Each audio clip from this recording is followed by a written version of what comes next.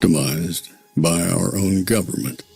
One man whom they fear, yet who millions love. One man who is willing to take the poison arrows of lawfare. One man whose voice has been taken away by a corrupt judge operating in a corrupt system. One man who has been ridiculed and insulted. One man who refused to back down. One man who refused to back down. One man who refused to back down. One man who stands between us and them.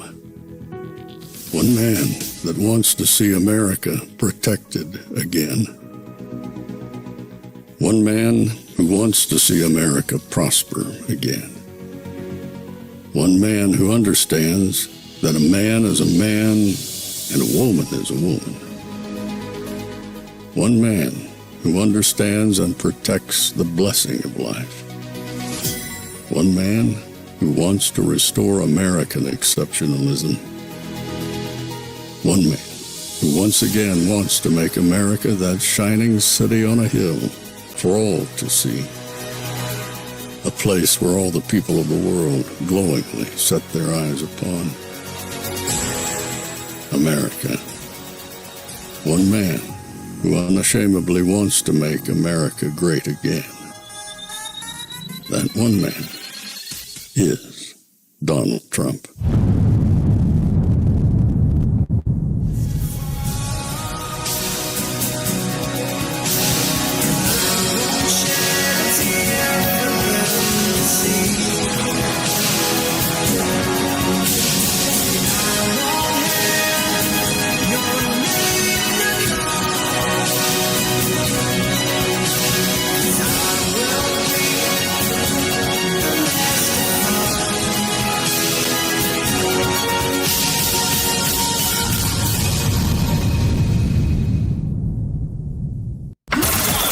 This is Fanfare with Barry Cunningham.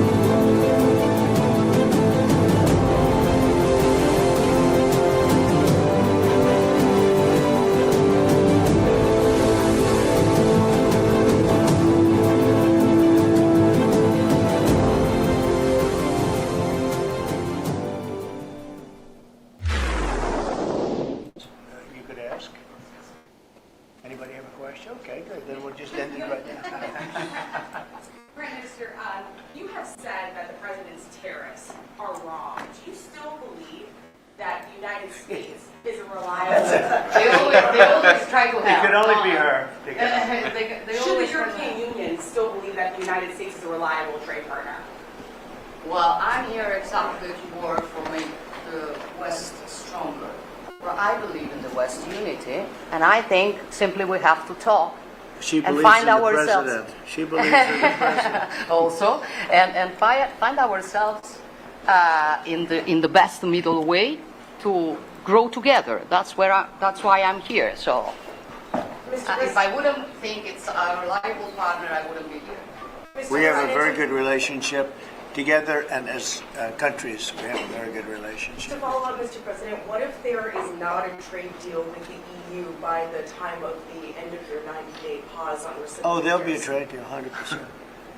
Oh, well, you think there won't be? Of course, there'll be a trade deal. Very much. They want to make one very much, and we're going to make a trade deal. I fully expect it, but it'll be a fair deal.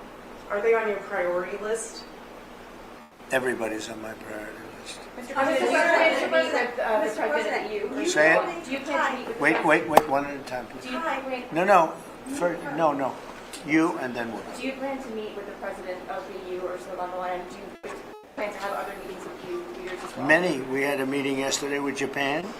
As you know, we've had numerous talks, very at the highest level, frankly, with other countries. Yeah, we're doing very well, and we're moving along on trade very well. The United States was ripped off and taken advantage of by every country in the world, practically. I mean, I have to say practically, but just about everyone.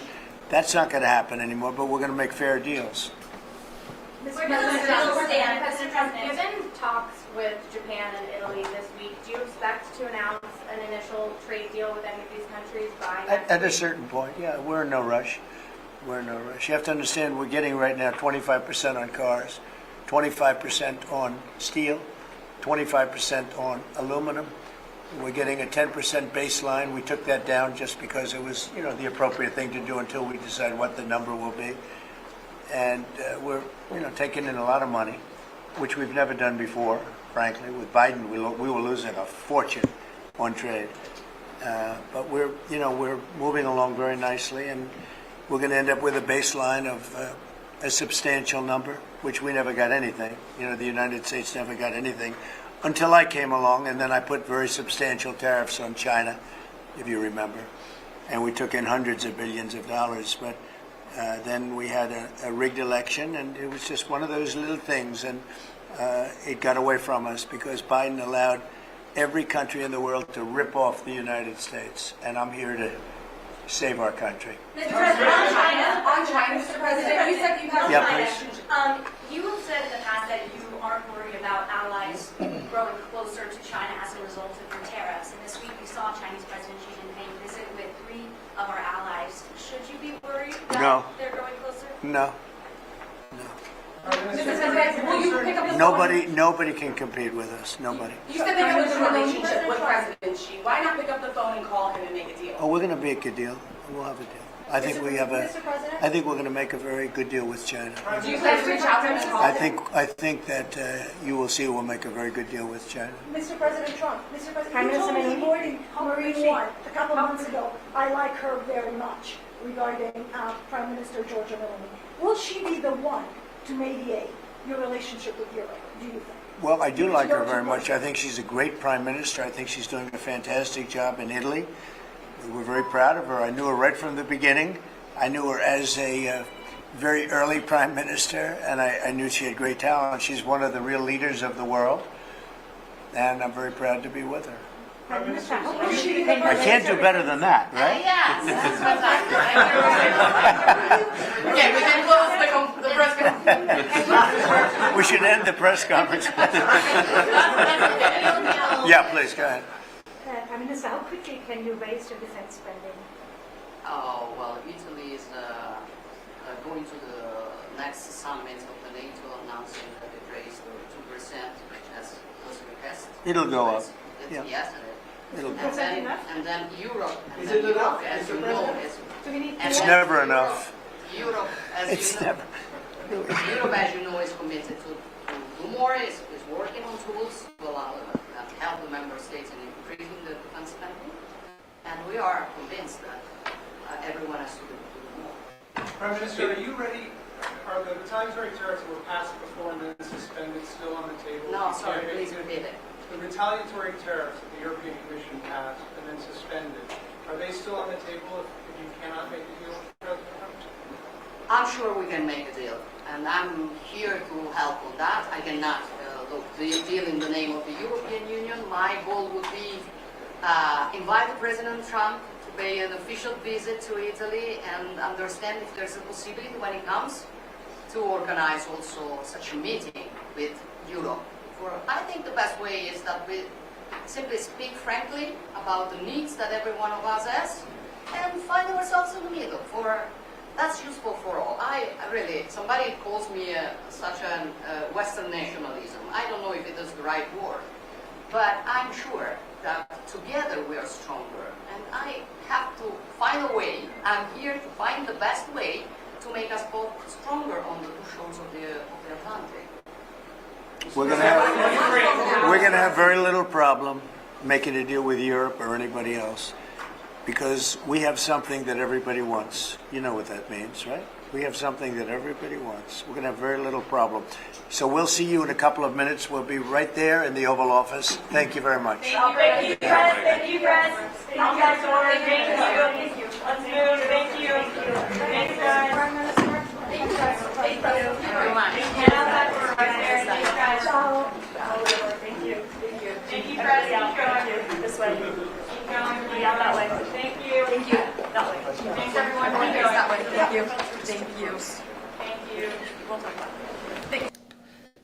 Okay, before I switch over, that was very interesting. I don't know if you saw at the end there, somebody, I hope we don't hear any bad news anytime soon, but I think you saw at the end somebody come over and give President Trump a note, which normally they don't interrupt the president. But they came over and gave him a note. I think you guys all saw it. And then you also saw J.D. Vance look over it too. So hopefully nothing's going on in the world crazy. I mean, the last time I saw a president interrupted like that, remember when it was? George Bush was talking to some kids, and the guy came and whispered in his ear that, boom. So hopefully that was nothing. Hopefully that was no big deal. Nothing for us to worry about. But that was kind of interesting. And I'm watching the different feed, or actually I got RSBN and a couple of other feeds here to see if anybody talks about what exactly was that. So who knows? Not going to worry about it right now until it's time to worry about it. So they're having their meeting, which was interesting, and President Trump let the press ask some questions. So they're going to have a meeting right now, maybe even a lunch or something. Then they're going to move, as he said, they're going to move into the Oval Office where they do the normal full press conference, which obviously we will be covering, and I will be watching as soon as that comes on, and we will cut to it. So just to let you know, some little housekeeping. Today, I'm going to make today the last day I talk about this Guy Garcia, the Maryland man. This is the last time I am going to bring him up, because I've got something in finality, the grand finale on this channel, in terms I've spoken to a constitutional attorney. We are going to have that interview. May have to cut depending on what happens with President Trump. So we're going to go with our regular show, and then we're going to go into the interview with Will Chamberlain. If you guys haven't seen or don't know who Will Chamberlain is, you may want to go ahead and follow him on X. I believe the name of his firm or company is the Article 3 agency. Let me just read Article 3 Society. Let me just check this real quick. Make sure I can, let's see, I can even show it to you who he is. SB is texting me, so I'm going to have to check this out real quick. But this is Will Chamberlain. Will Chamberlain on X. He's a senior counsel at the Article 3 Project. That's the name of exactly his agency. SB just sent me something 49 seconds ago. All right, so maybe this may have been it. Not really sure. I'm not sure if they would interrupt the president for this, but we have an active shooter here in Florida, in Tallahassee at FSU. Shots have rung out near the Student Union, and gunshot victims can be seen being carried out by paramedics and police. Victims being transported right now. This is still developing. Just to let you know, there's a video below it. So if you want to go to Nick Sorter's page, you can go ahead and click this video. I am not going to be able to show it because they don't like seeing people carried out. And I'm looking at it off screen, and this person has been shot he's ambulatory, so he's walking, but they're still basically carrying him out. It's just a loop 3-second video, and that's about it. But we do have an active shooter situation going on right now at Florida State. Not sure if that would have been something that they would have interrupted the president on. So in that regards, let's continue with the show, and as soon as President Trump and Giorgia Meloni head to the Oval Office, then we'll go ahead and take that as well. Before I move, since we're going to be praying, we're talking about, prayers up for the people who are being affected by that shooting at Florida State tonight. Just like last night. Last night was with President Trump, Franklin Graham, and Jensen, I forget the guy's last name. Beautiful service, short service. It was a dinner, good songs, and, got some fellowship and some prayers in. Tonight is our prayer night. Now, like any good Chinese buffet, and, we're going to cover news today. And if tonight's not your cup of tea, please don't come in and give people a hard time, because we will be praying.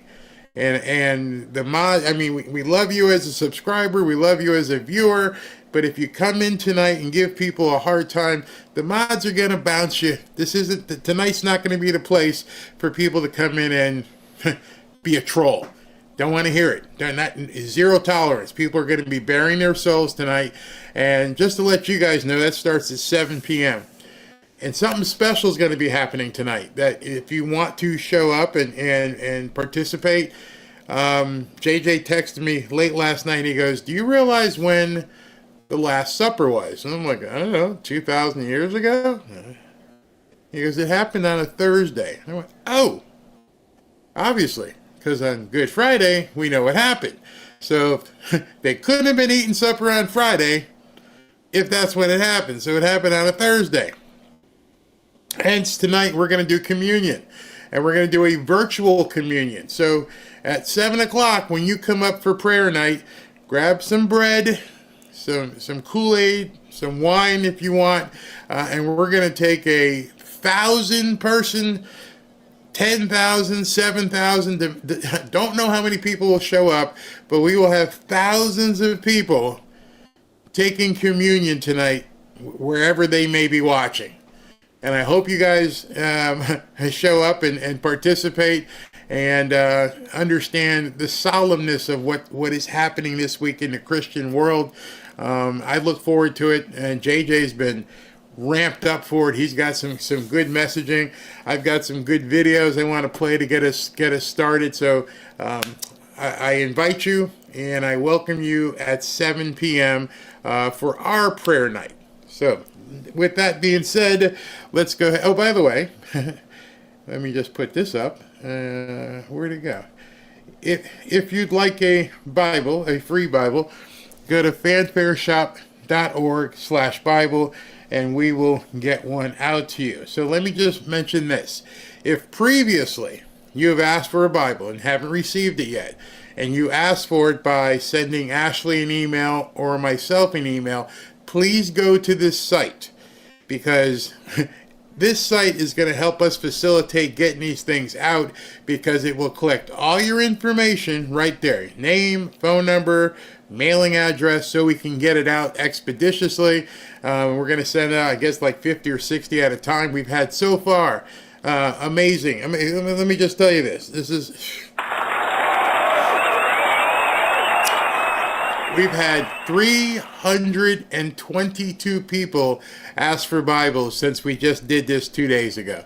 So you people, you're amazing. Again, go to fanfareshop.org/Bible, and we'll get that out to you. And we just ask for your help and patience, because the things have been so busy. Even if you previously requested one, please go to that site. Now, I also understand some people have been getting a notification that says verify your email or that.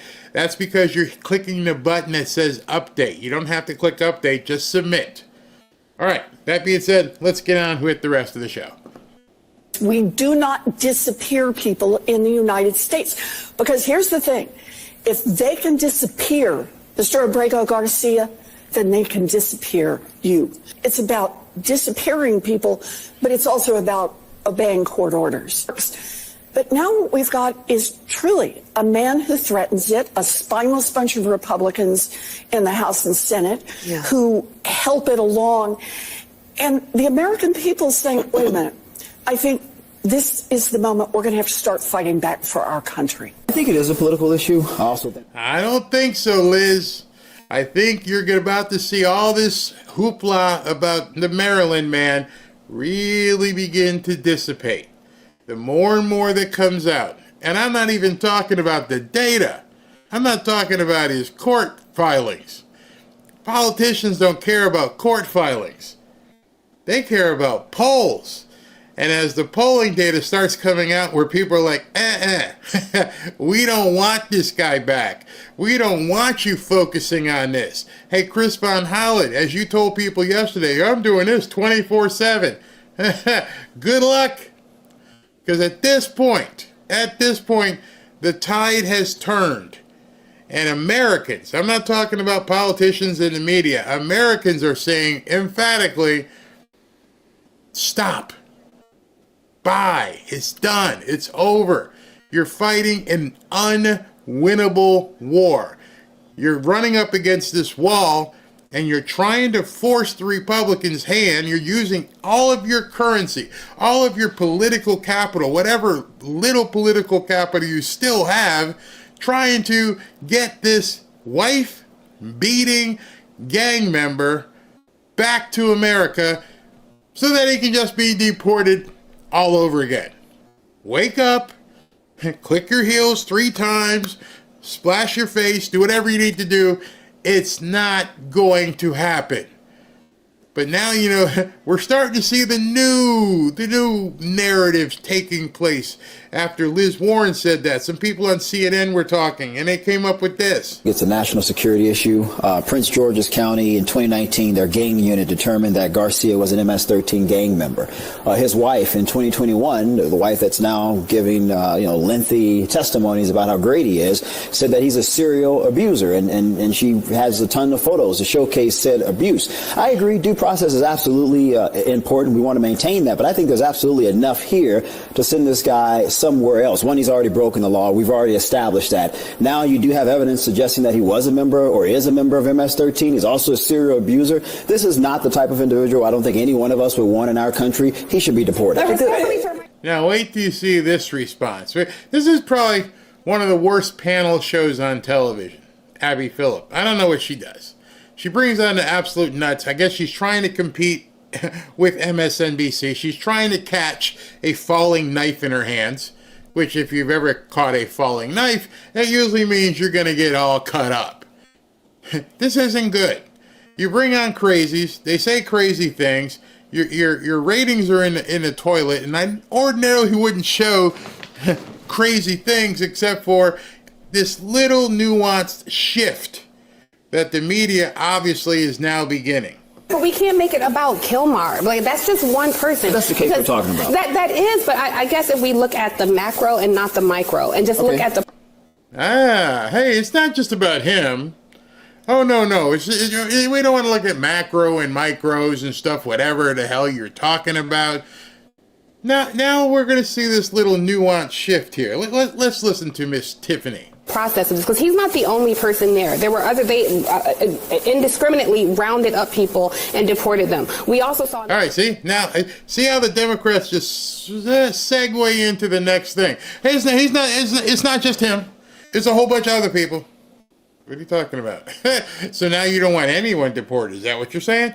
Good luck with that one. Good luck. News this week, maybe it was last week. It's been a long year this week. But the Massachusetts attorney who got the letter saying that you have 7 days to leave the country. This administration has already proven that there are flaws in this system, and they are randomly deporting people without due process. That's not specific to him. That should be specific to all of us.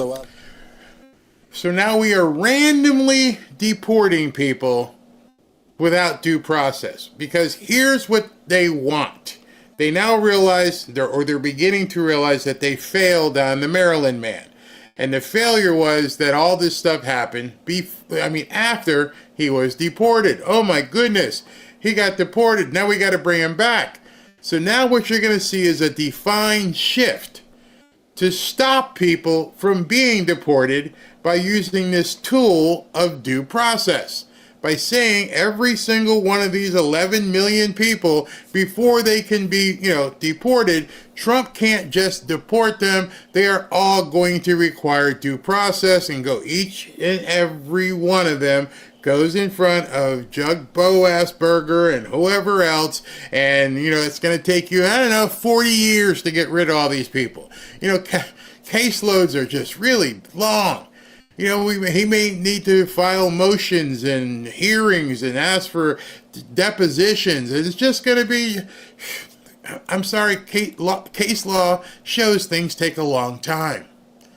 See, what they're going to try and do is muck up the waters at this point and dirty everything up by saying every single deportee must have their version of due process.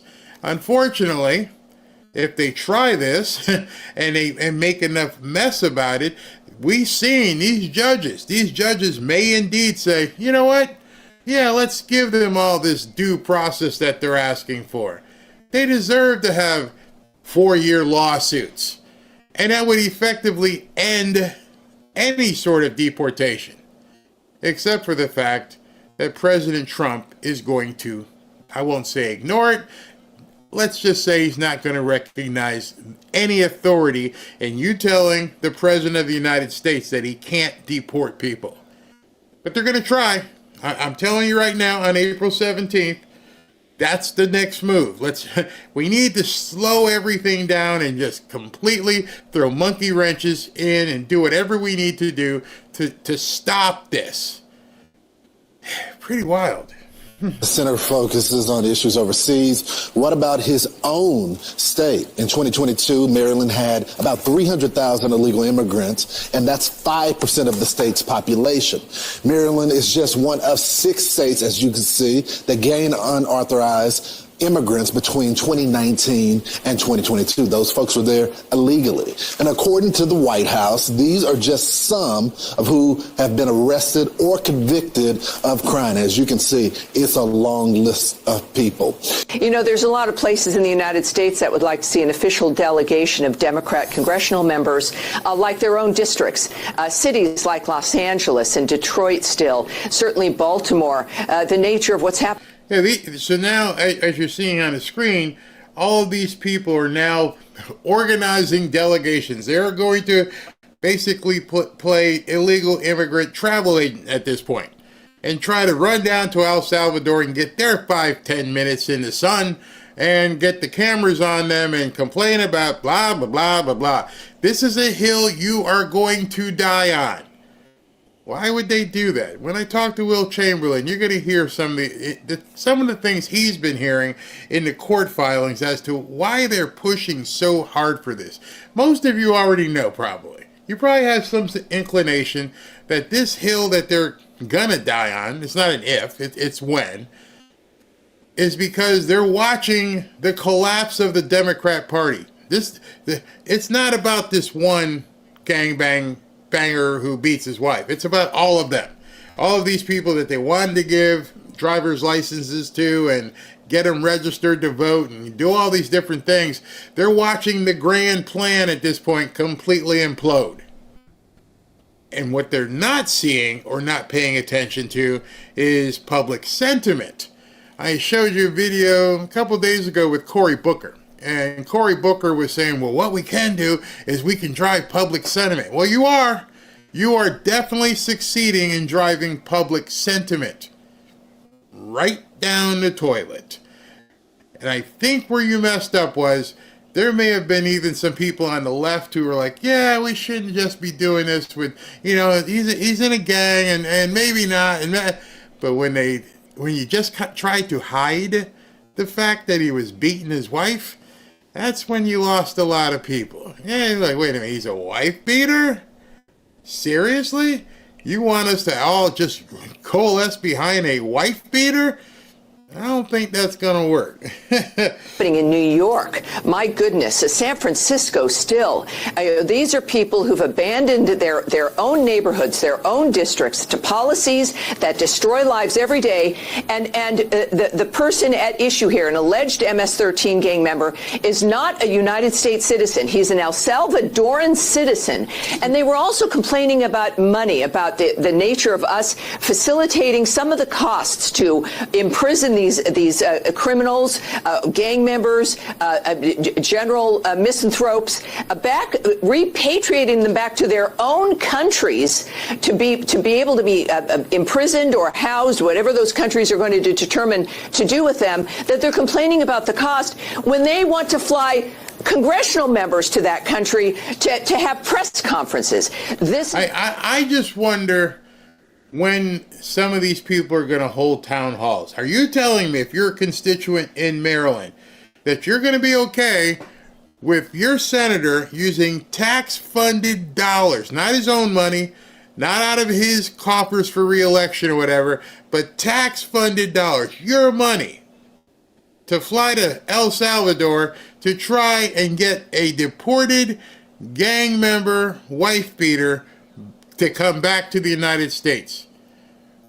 And as you probably have heard many times, what's the end result? Based on the law, he would come back if some stroke of genius happened, and he would come back, he would land in the United States, and he would immediately be put right back into custody, and then subsequent to that, shipped off again. But I know what they're thinking. I know if they really think if he lands here, if his 2 feet hit the soil here, they're hoping at that point one of these crazy judges will jump in and say, nope, you can't continue. That's what they're hoping. But you know what would happen probably? Even then, they wouldn't tell him. As soon as he landed, he would get off one plane and then get put back on another before they even had a chance to go to a court. And then, of course, the judge would say, turn the plane around. Yeah, okay, too late.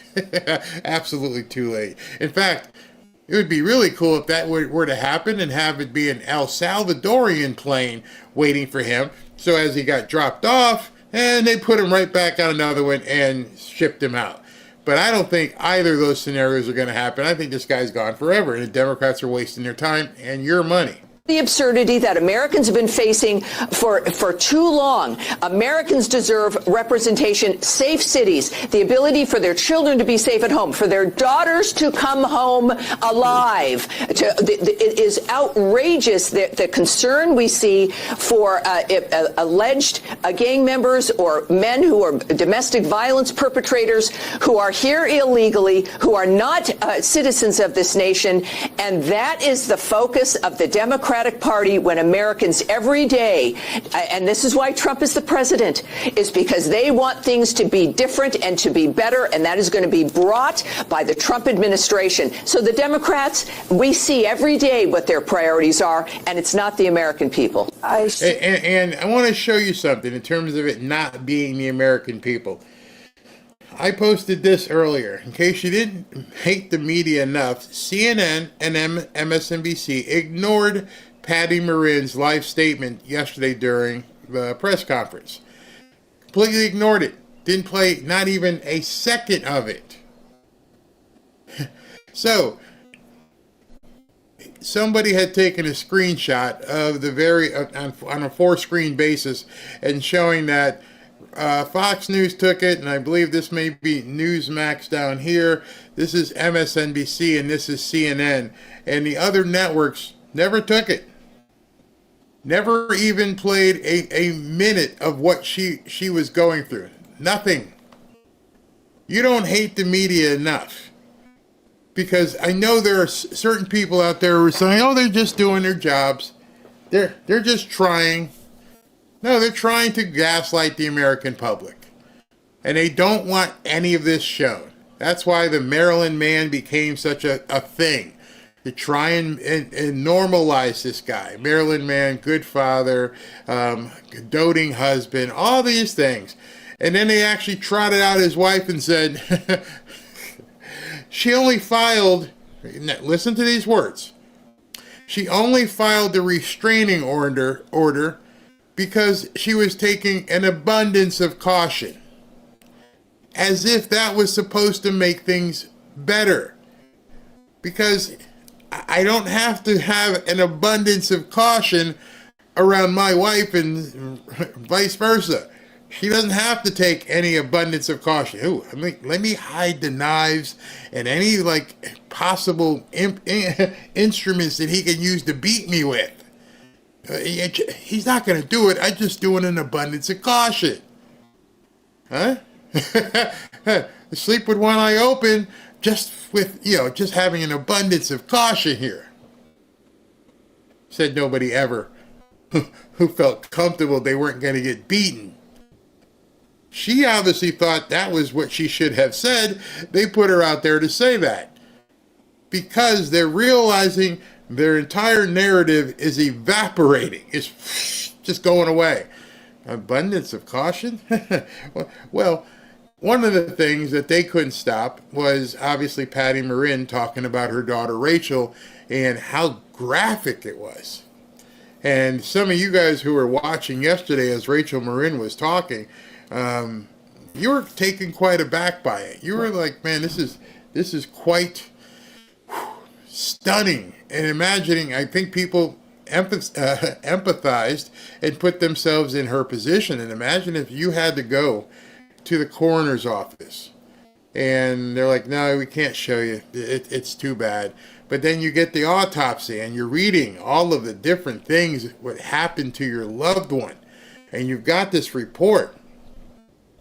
And it's telling you that they bashed their head in and did this and did that. And then decided to have his way with what was probably a nearly a corpse at that point.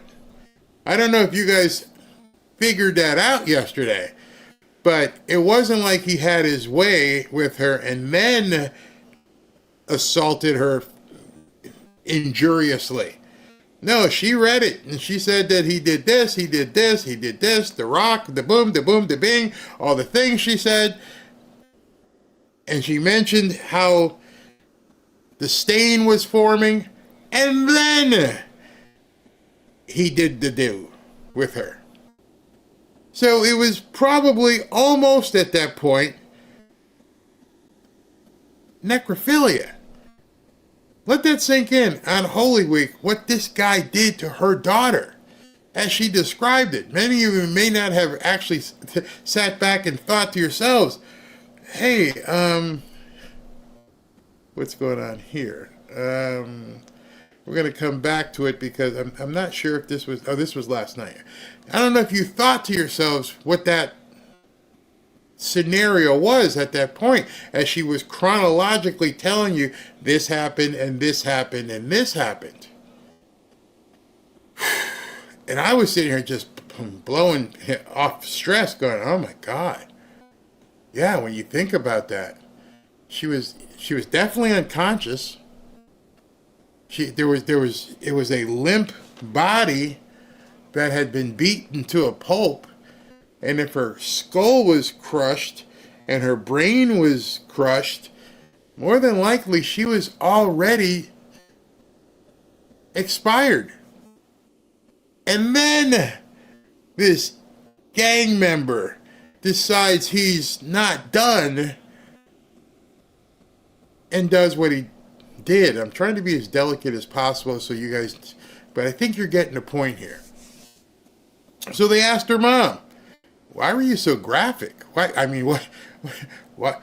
You could have just said, this happened, this happened. Why were you so graphic in describing what happened? Listen to this. Those details yesterday because I wanted people to understand and to know and to see the truth that yes, maybe some of these immigrants that are coming in really are seeking a better life, but there is also a majority amongst them that are criminals from other countries that have no regard for life at all.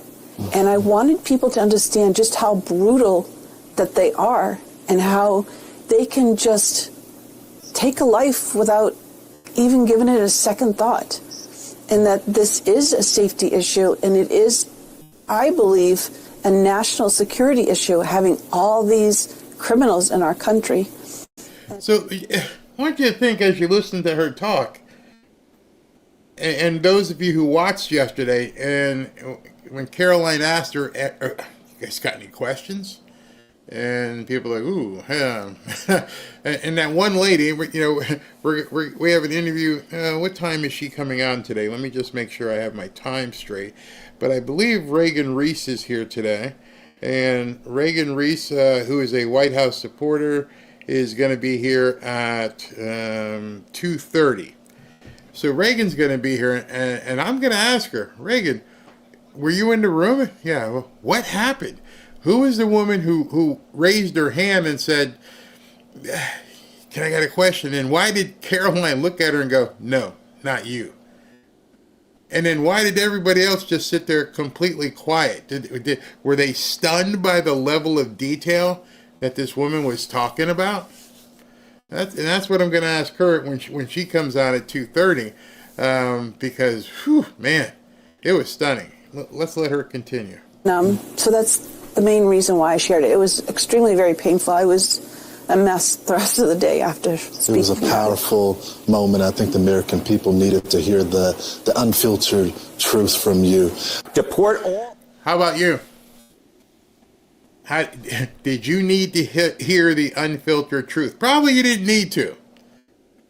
But you have heard it now, and it makes a difference.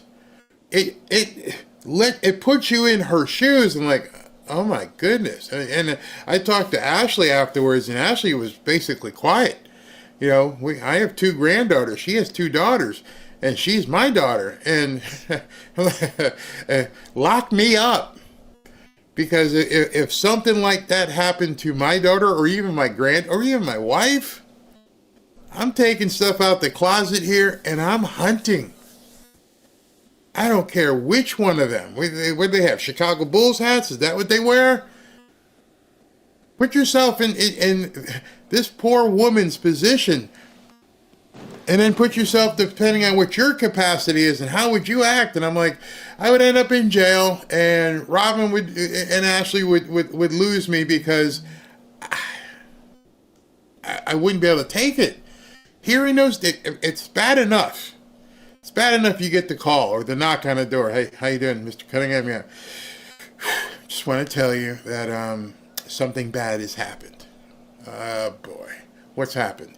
XY. I'm not even going to repeat it because I can't. I don't want to speak the words, but XYZ has happened. That alone drops you to your knees. That alone makes you go, what? And then they give you a little bit of details. How did it happen? Oh. Makes it worse. And then you don't hear all the other stuff. They don't tell you that at the first, exchange. It's enough giving you the grieving notification. And then a couple days passes by, and you talk to the lawyers and everything, and then they say, here's the autopsy report. You're like, what? What? Now you've entered into a whole different realm. When you tell a parent or any loved one that, oh, by the way, in addition to passing, here's how they passed.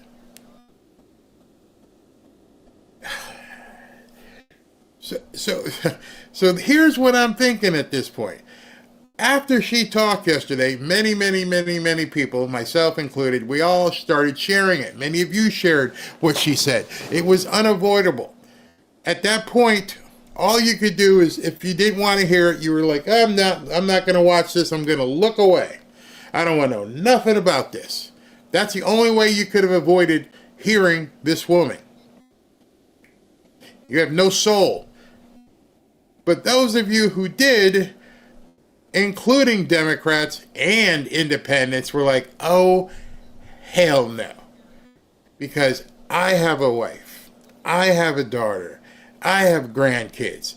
Every single one of these independents and Democrats who have a heart were like, I don't like Trump, but hell no.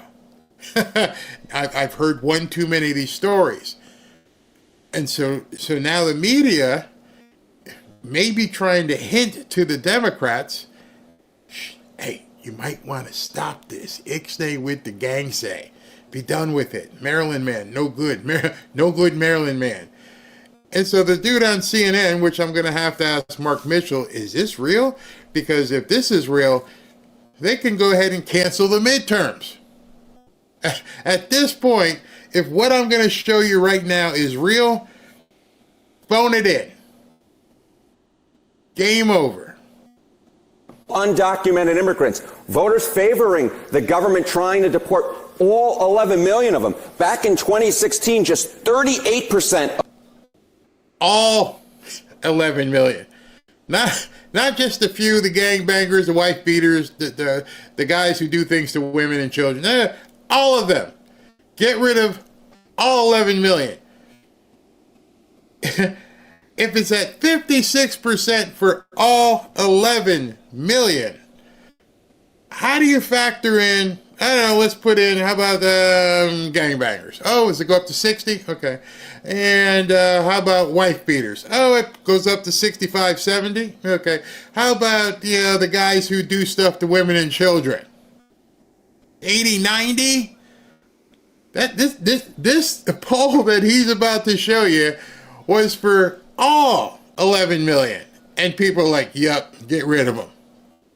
So stack on the other attributes, the other pins on them, if you will. Oh, you're a wife beater. Yes. It goes up.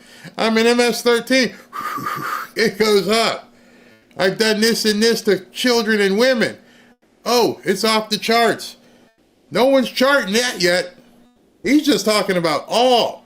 Put the other factors in. Voters wanted the government to try to deport all 11 million undocumented immigrants. Compared to where we are in 2025, 56%, the majority. The American people have come a long way on this issue, much closer to Donald Trump, and I think that's a big part of the reason why Americans are increasingly saying the country is on the right track when it comes to immigration policy, and why Donald Trump's net approval rating on that issue is in the positive. So you're one of these brain-dead Democrats, but at least you can count. If you saw that poll this morning, would you be booking a plane ticket to El Salvador, or would you be going the other way as fast as you can? I'd be like, oh, I love American women and American children, and I'd be running from that. Running. 56% of Americans, which obviously is a plurality way above Republicans, which has to include now some Democrats and independents. If 56%, I'm going to say it again, just so it sinks in. If 56% of Americans today, and this was before all of this, if 56% of Americans feel like we should deport every single damn one of them, what do you think the level is? Just think in your mind to yourself. What do you think when you add all those other attributes to a person of that persuasion, that newcomer? I gotta believe it's close to, if not 85, 90, which means if it's 85, 90, it is an absolute disaster for the Democrats. At this point, if it's that high, I don't know what you do, because we're all going to see this stuff come the midterms. You know this, right? Chris Van Hollen, maybe I should go move to Maryland and run, because you're done. You're absolutely done. So all of you that want to take planes over and fly over to El Salvador, Liz Warren, go ahead.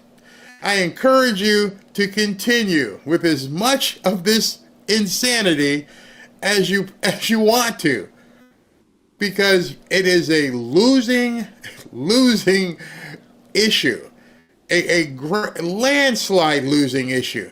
And the more it happens, because we know, every single one of us know it's not the last time. It's going to keep happening. And so you keep fighting for the Maryland man and do everything that you want to do, and Americans are going to have your asses in 2026. Crazy. We're still waiting for the meeting to be shown. We got nothing yet, so let me take a few comments here. People are like, yes, please keep it going. Leave and never come back. Pambani just tweeted about the Florida shooting. The FBI is involved. That's very good. Hey, Barry, our dad of the year wasn't even married to his baby mama. He allegedly slapped around. Glad the Maryland craziness has made the news. It's been like this here for a long time. Yeah, exactly. What else we got? They should refrain from all disorderly contact. Bo Asperger. Here with good topic for the midterm election. Yeah, it's going to be a big topic for the midterm elections. Why not keep it going? Keep it going and keep talking about it and make videos about it constantly. It's not going to go away. And like I said, now that you have that plurality of people and it's already over the 50, almost at 60%. Let's see here. I'm looking at something Ashley just sent me. Oh, she says Reagan has a scoop.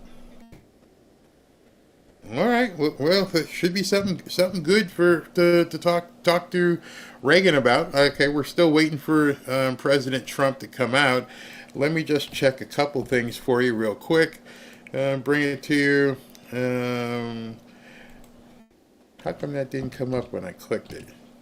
All right, the gold price today is down a 0.5 point, but I might as well show it to you because, oh boy, you know what to do when this happens, don't you? You understand what happened again today. Let me show this to you before I do the spot, because people always ask me, and it's the same answer all the time. Buy the dip. Buy the dip. And you can see it. It lowered here and people bought the dip.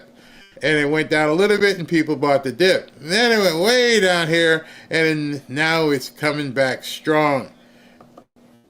Buy the dip when you can. Whether it's a stock or it's gold, if you're in a position to do so and you have the availability of funds to do it, even small, like even in silver. Let me check what silver's at right now, because that's also something to take a look at. Hold on. Right now, silver is up 5%. 5% with silver, and that's a good buy. All right. Be right back. As you know, President Trump has assembled the Avengers to make America great again. And of course, we're all excited and ready to see them get to work. But with everything we're seeing right now, don't take your eye off the ball. Things could get much worse before they get better. With the possibility of World War III still looming, and with the Democrats doing everything they can to impede Trump, you still need to keep your guard up and your money protected. Oh, and our national debt is still massively increasing. Don't get me wrong, I have high hopes for Trump's America, but I also have a family to look out for. You see, Trump and the Avengers have quite the uphill battle ahead. That's why I'm making sure I'm protected, and I'm recommending that you do the same. One way to be protected is by diversifying your portfolio. That's why on this channel I've been happy to partner with Lear Capital. As you know, I've been involved in real estate for quite some time, and although I dabbled in gold and silver, Kevin and his staff at Lear have helped to educate me even further, especially in regards to silver. Give Lear a call today and they'll show you how easy it is to move some of your savings or your retirement account into gold and silver. Gold and silver have been proven to hold value and protect wealth for the long term. Call Lear today at 800-601-5430 or go to learberry.com to get your free gold and silver wealth protection guides. There's no obligation, just free information. Many of you have seen my interviews with Lear founder Kevin Demerit, and I can tell you this company is solid and likes to educate their customers. Just so you know, Lear has over 27 years of experience, thousands of 5-star reviews, and over $3 billion in trusted transactions, and is the only company with a 24-hour risk-free purchase.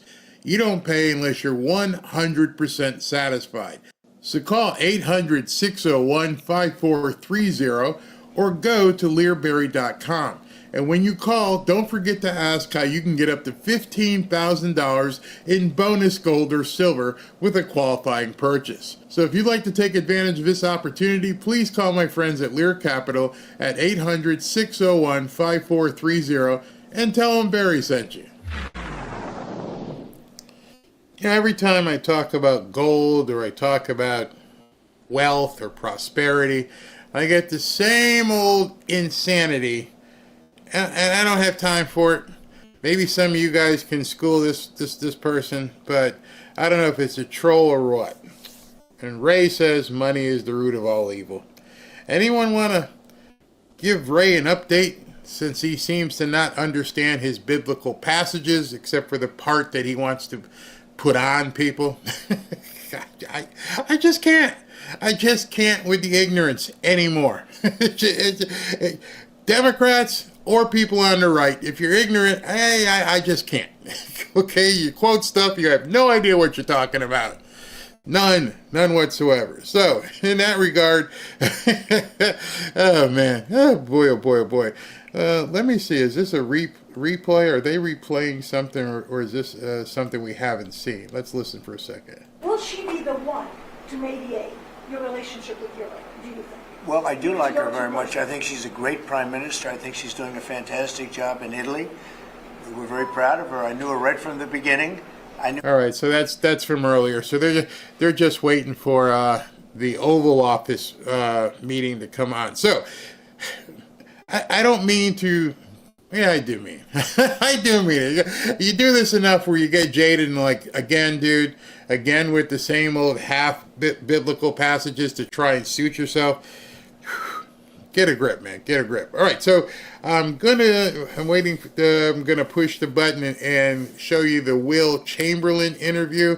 And what's gonna happen is we're gonna run this interview, and if President Trump jumps on, I'll cut from it. We'll jump back into to hear President Trump and Giorgia Meloni from Italy, Prime Minister. But maybe I might be able to get the entire interview in. So if I can get this in, great. If not, I'll cut it and come right back. So I'm here, not going anywhere.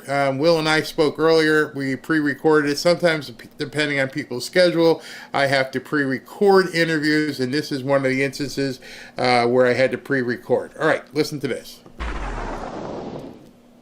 Everybody, I've got an interview today that's going to be really insightful, especially with everything that's been going on. I've got Will Chamberlain, who's the senior counsel at the Article 3 Project. I'll let Will tell you what the Article 3 Project is. Will Chamberlain, thank you very much for coming on in today with everything in this busy news cycle that's happening. Tell us a little bit about what the Article 3 Project is. Article 3 Project is a political legal advocacy organization. We focus on trying to get, for judges confirmed. That was our original purpose. Mm-hmm. We spent a lot of time trying to get the cabinet nominees confirmed. We do that through media, social media, op-eds, but also, coordinated phone to action campaigns, which allow basically we have a portal that allows you to very easily email your senator or call your senator. Okay. Which is very, very effective in terms of getting people to pay attention and getting senators to wake up, because they don't generally care about the hubbub on the internet, but they do care what their voters think. Now, before we jump into the stuff about Garcia or Kilmar Garcia, since you guys do advocacy for judges, what in the heck is going on with this Judge Boasberg? I mean, this just seems outlandish. And why do you think at this point that the House nor the Senate seem to be doing anything? Or are they doing something that we just don't know about yet? I think that Judge Boasberg is sort of operating as though he isn't infringing on Article 2 power. He's just treating this like any other case, any normal case where he issued an order. He feels like the litigants in front of him defied it, and so he wants to find them in contempt, even though the order was found unlawful later on. But what he's not accounting for, and what he should account for, is the fact. Go ahead. Yeah, he should account for the fact that his order violated Article 2. It violated the president's foreign policy prerogatives. And so, given that it was unlawful, it was the kind of thing that the president actually shouldn't follow, and that this isn't a normal circumstance. So I think he really has not grappled with the fact that he got way out ahead of his skis, so far out ahead that he was literally threatening the separation of powers in our country, and this is not the time for him to try and find anybody in the Department of Justice in contempt, and I don't think anybody in the executive branch will have any patience for this. Now, even if he were to issue a contempt citation or order, how would he possibly enforce it? He relies on the executive branch to enforce it. They won't. It's really simple. I mean, it's just posturing, right? Like he wants to create if he finds him in contempt, it's embarrassing for the administration. That's the idea.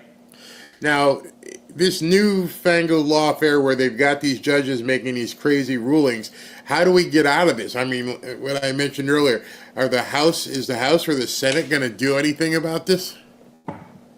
Yeah, the House has got some interesting bills in the works. They're trying to pass legislation that would constrain the authority of district judges to issue these nationwide injunctions in a number of ways. I've seen some legislative ideas that say that these district judges won't be able to issue an injunction that operates beyond the borders of their judicial district.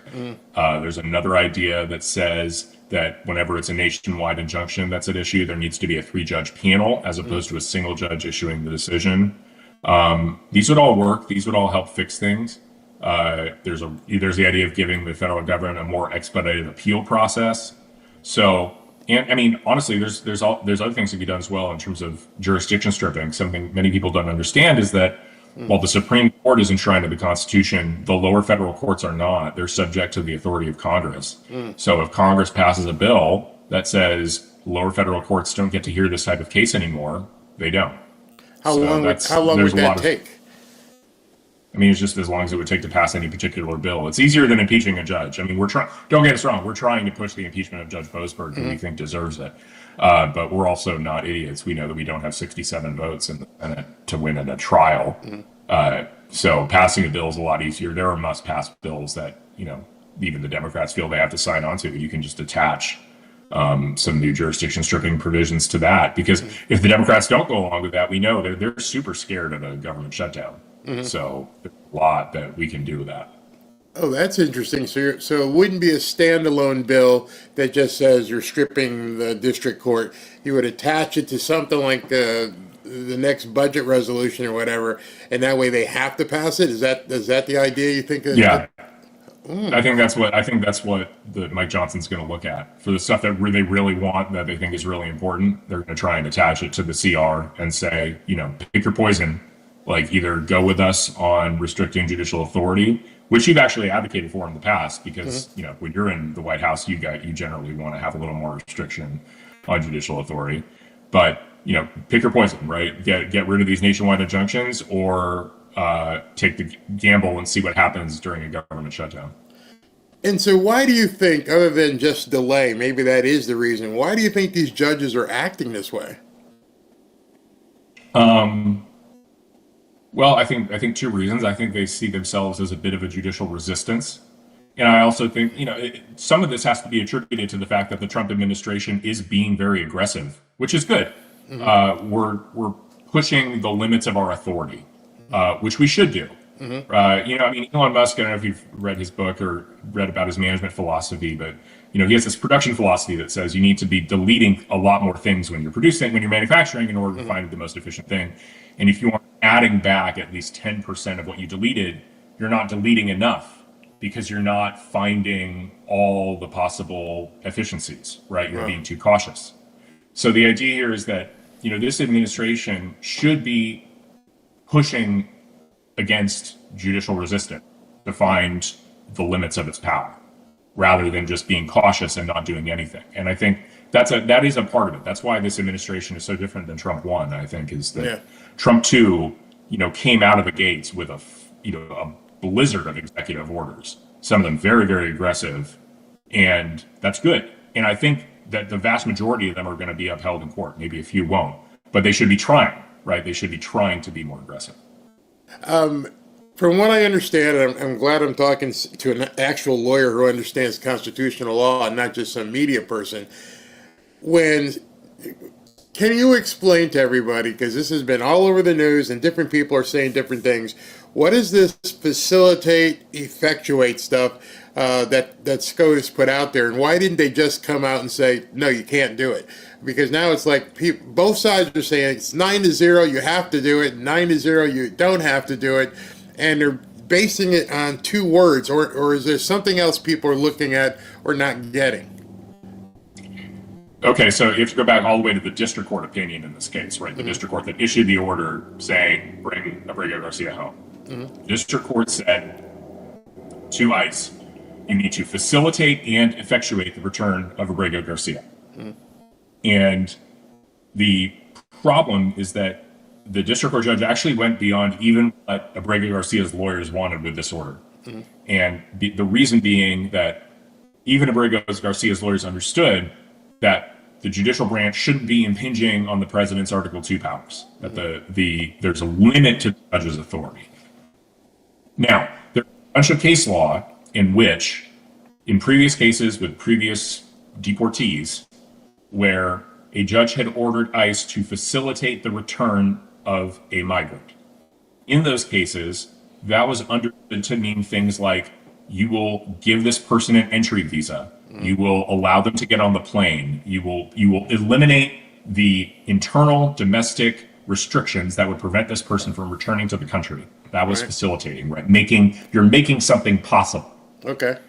When the district court judge said effectuate, that's a different word that hadn't been used in these cases. And if you just understand the plain meaning of the word effectuate, it means to bring about, right? Not merely to make something possible or easier, facilitate, but to effectuate, to make it happen. Right. And when the district judge ordered the DOJ and ICE to bring this person back, effectuate his return to the United States, they were overstepping their bounds. Right. That was exactly the point that the Department of Justice made to the Supreme Court. Like, it's all over the briefing. And, basically the interesting thing is that the plaintiff's briefing, the Abrego Garcia's lawyer's briefing, it was saying things like, there's tons of cases where the courts have ordered facilitation. And the whole point of DOJ was like, this order's different. It's telling us we must bring this person back and make it happen. It's obviously a violation of Article 2. And the Supreme Court agreed with that. So the Supreme Court upheld the underlying order, right? It said we're affirming at least part of it. We're affirming in part and denying in part. So that's why people, and that's why you have people saying, oh, it's a victory. It's like, well, yes, part of the order was affirmed. The facilitation part was affirmed. But the Supreme Court made clear, you need to clarify specifically what you mean by effectuate, and you have to do so with respect to the president's Article 2 power. So that's why Stephen Miller and the administration are able to claim victory, because they're able to say, our primary problem with the district court's order was this effectuate issue. And the Supreme Court agreed that it was a problem. So now the district, now it's, in our view, it's settled. We are not obligated to, kidnap Abrego Garcia or demand his return from the El Salvadoran government.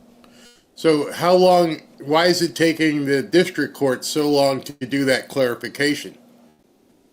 Well, the district court, instead of clarifying what they meant by effectuate, simply removed the word from its order. So it amended its order and said, okay, fine, just facilitate his return to the country.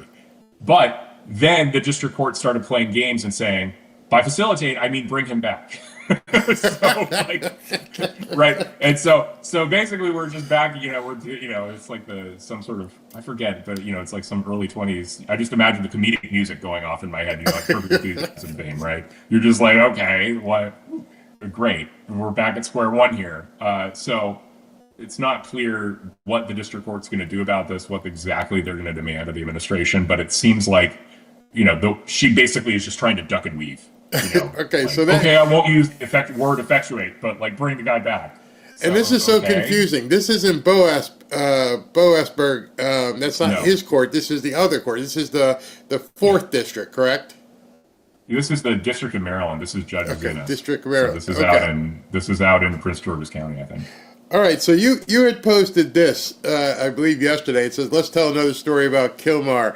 This one has to do with his lawyer, Simon Sandoval Moshenberg, and how a Fourth Circuit judge and the entire media effectively got duped into underplaying the evidence that Abrego Garcia was in MS-13.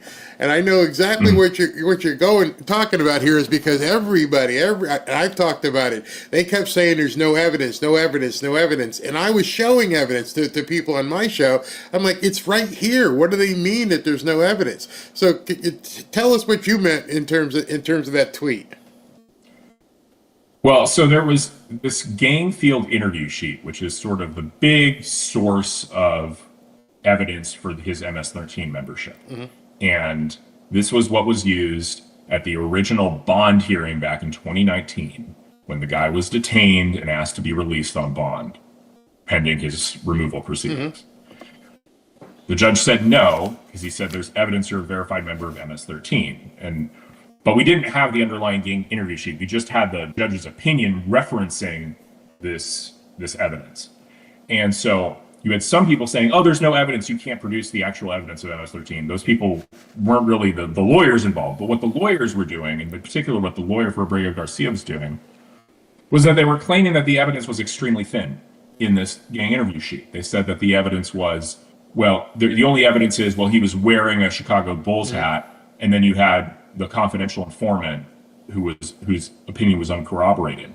Mm-hmm. And the big thing that they underplayed, that they kind of, tried to hide the ball on, was the fact that Abrego Garcia was arrested in the company of 2 other MS-13 gang members. Okay. In a Home Depot parking lot, right? That seems like important. That's an important, is the guy in MS-13? Probably the fact that he's arrested with 2 heavily tattooed MS-13 gang members at the same time is a relevant fact if you were trying to figure out, is this guy actually MS-13 or not? Right. But they underplayed it. They tried to, and it's really interesting. I had this kind of annoying, there's this annoying weird Twitch streamer lawyer type who was trying to badger me for a debate in my replies. But he flagged this Fourth Circuit opinion in this particular part, and he was saying, oh, the Fourth Circuit already dealt with the gang interview sheet. This is old news. Mm-hmm. And I looked at the Fourth Circuit opinion, and I'm like, well, the Fourth Circuit opinion does the same underplaying of the evidence, right? It says, doesn't mention the fact that he's arrested in the company of these gang members. It only says that, the thing about the apparel, the Chicago Bulls hat and the hoodie, and the thing about the uncorroborated CI. So why did that happen at the Fourth Circuit? Judges don't normally get things wrong like this. Well, then, so I tracked down, okay, what did this Fourth Circuit judge cite? Well, they cited the district court opinion, which cited itself. So that's just a dead end. There's no actual evidence there. And then cited was the complaint filed by the lawyer. And I read the complaint, and the complaint did the thing where they just underplayed this interview sheet. They pretended that he wasn't arrested in the company of 2 other MS-13 gang members, or pretended that the cop didn't say that. And I was thinking to myself, this is really bad. Knowing as a lawyer that it's not necessarily the kind of thing that gets you disbarred or anything, but the way the complaint was written, you could argue that the lawyer wasn't lying. He was just focusing on a very specific paragraph where Abrego Garcia was being discussed, as opposed to the broader report. So you could say, okay, maybe he wasn't lying, but he was playing it. He was being misleading. Okay. Courts hate that. Judges hate that. They want to rely on the litigators in front of them to cut square corners, to just be really straight on the facts. And I think that's but what happened here is not only this lawyer, by finessing what this gang field interview sheet said, didn't just dupe a district judge and an federal appellate judge. He duped everybody. I mean, you had the entire media saying, there's no evidence, there's no evidence. And also the evidence is uncorroborated and bad, it's super thin. And then suddenly they put out the interview sheet, and you're like, well, the guy said he was in the company of 2 of those 13 gang members. Probably a gang member, right? Are we is that hard? Who among us hasn't hung out at 2 p.m. in a Home Depot parking lot with $1,200 in cash Isn't there something in there? I don't know if they have bylaws, but there's some sort of code they're only allowed to hang out with. If you're in the gang, you can only hang out with other gang members. So yeah, exactly. Like I don't think MS-13 gang members just randomly hang out with civilians. I don't think that. I've got to cut in on the interview because President Trump and Giorgia Meloni are having their conference in the White House Oval Office. Let's go ahead and take a listen to this. 17 marks the anniversary of the agreement that allowed Cristoforo Colombo to make his trip. And I say to remember how ancient are our ties, but also to remind that we both share another fight, which is the fight against the woke and ADI ideology that would like to erase our history.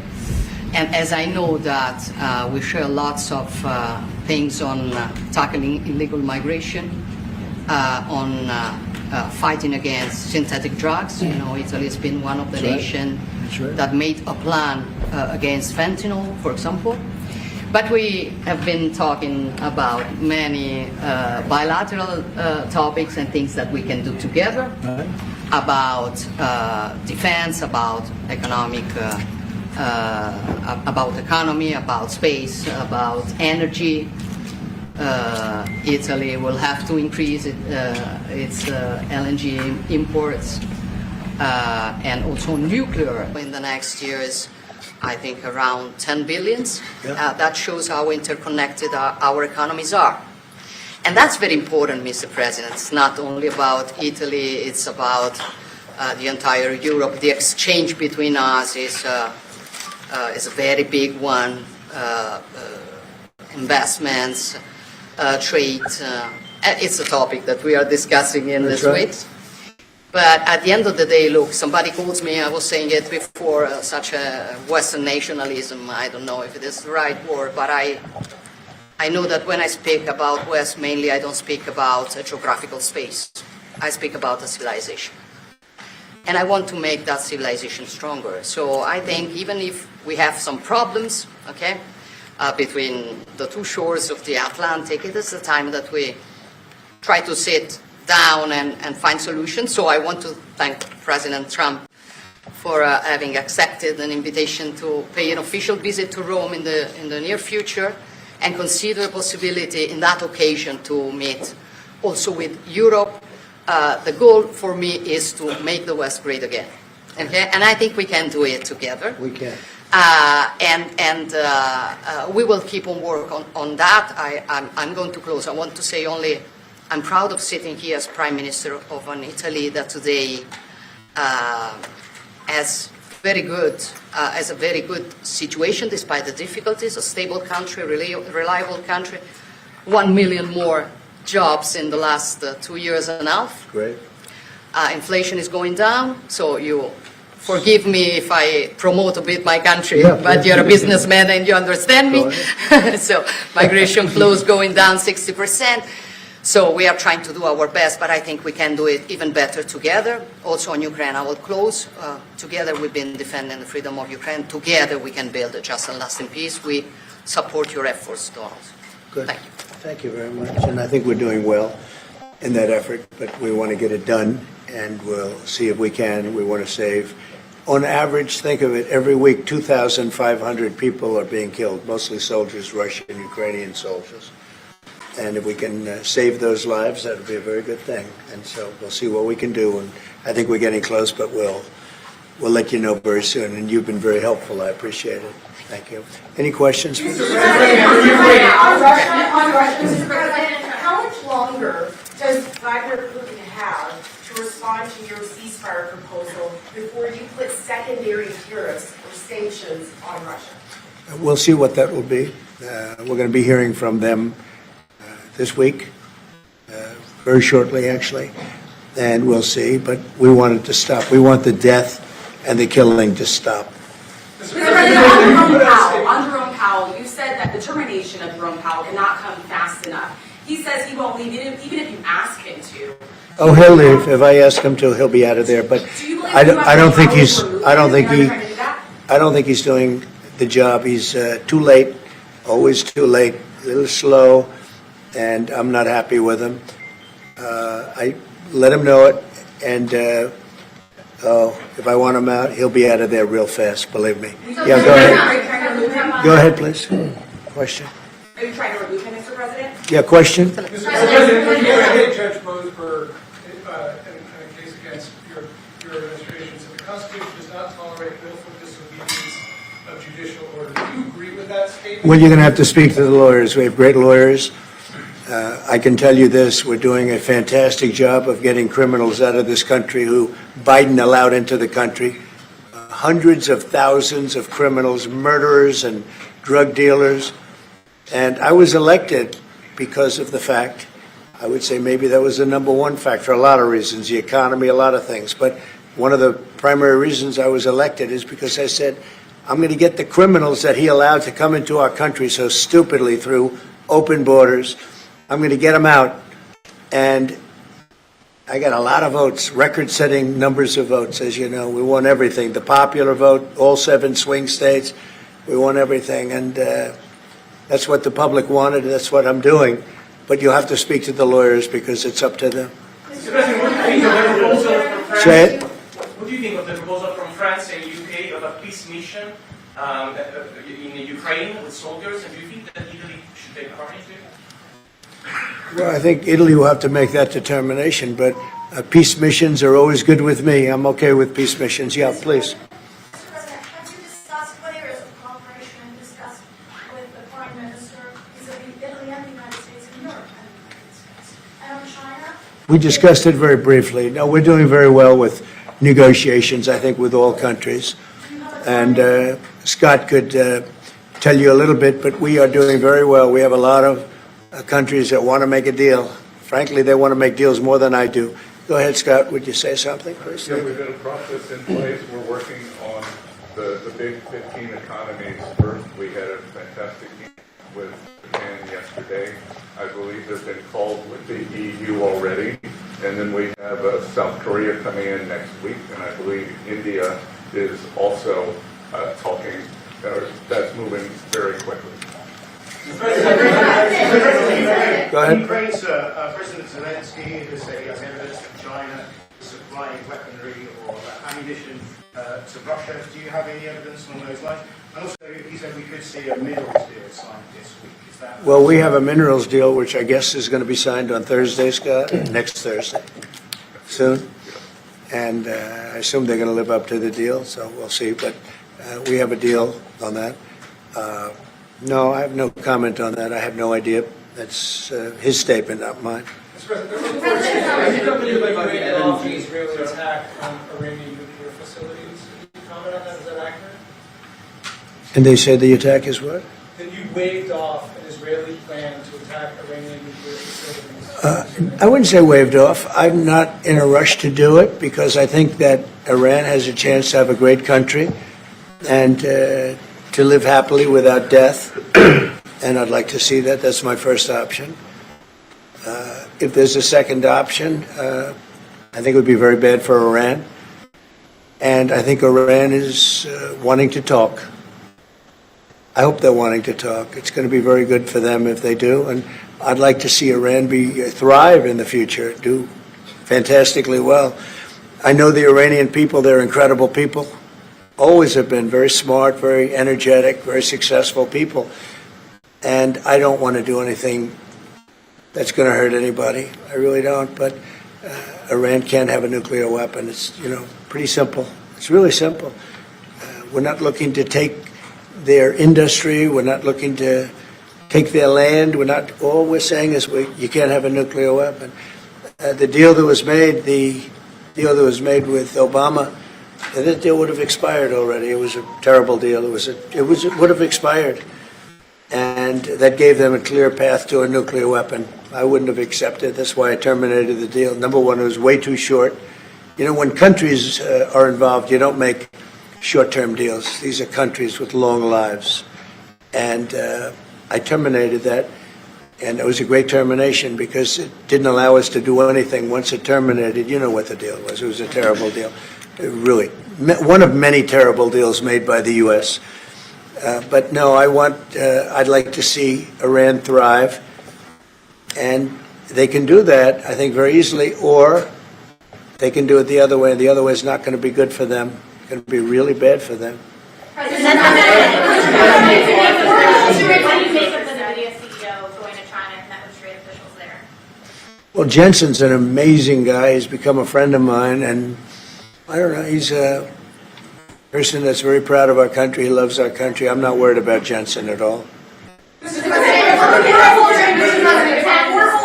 Contempt, will you take steps to return Kilmar Abrego Garcia to the United States and put him in front of a judge? Well, I'm not involved in it. I'm going to respond that by saying you'll have to speak to the lawyers, the DOJ. I've heard many things about him, and we'll have to find out what the truth is. But I will say this, we were inundated by millions of people, many millions of people during the Biden administration. They say 21 million. And a big percentage of those are criminals, serious criminals. I'm not saying just criminal because they came into the border illegally. I'm saying they're criminals at the highest level, murderers. Many of those people murdered more than one person, and they're on the loose. And I was elected to get rid of those criminals, to get them out of our country. Or to put them away, but to get them out of our country. And I don't see how judges can take that authority away from a president. We've done an amazing job, Tom Homan, Kristi Noem. We have done an amazing job. Nobody can believe the job we've done. Far greater than what I said. I mean, I got elected on that, but we've done much better. We have, right now, 99% border. It's a 99%. Nobody thought that would even be, nobody's coming through our border, practically.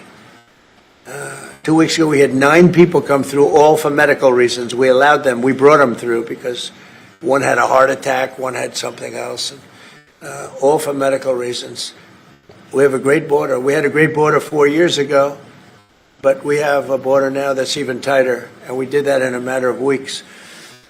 And no, we have to. We need to get murderers and drug dealers and people that were in jail for horrible, they released jails, Georgia, from all over the world. They released them, not just South America, all over the world, the Congo and Africa.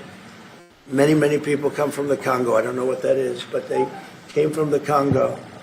And all over the world they came in, opened their jails. Venezuela, practically all of their prisoners released into our country. We took them because we had an incompetent administration called the Biden administration, and to think what they've done to our country. And I was elected to straighten that out, and I'm doing that. But we have activist judges that don't want murderers to be sent out of our country. They don't want killers and drug dealers and drug lords and people from mental institutions. They want them to stay in our country, I guess. I don't know, maybe that's the liberal way, or as they call it nowadays, the progressive way.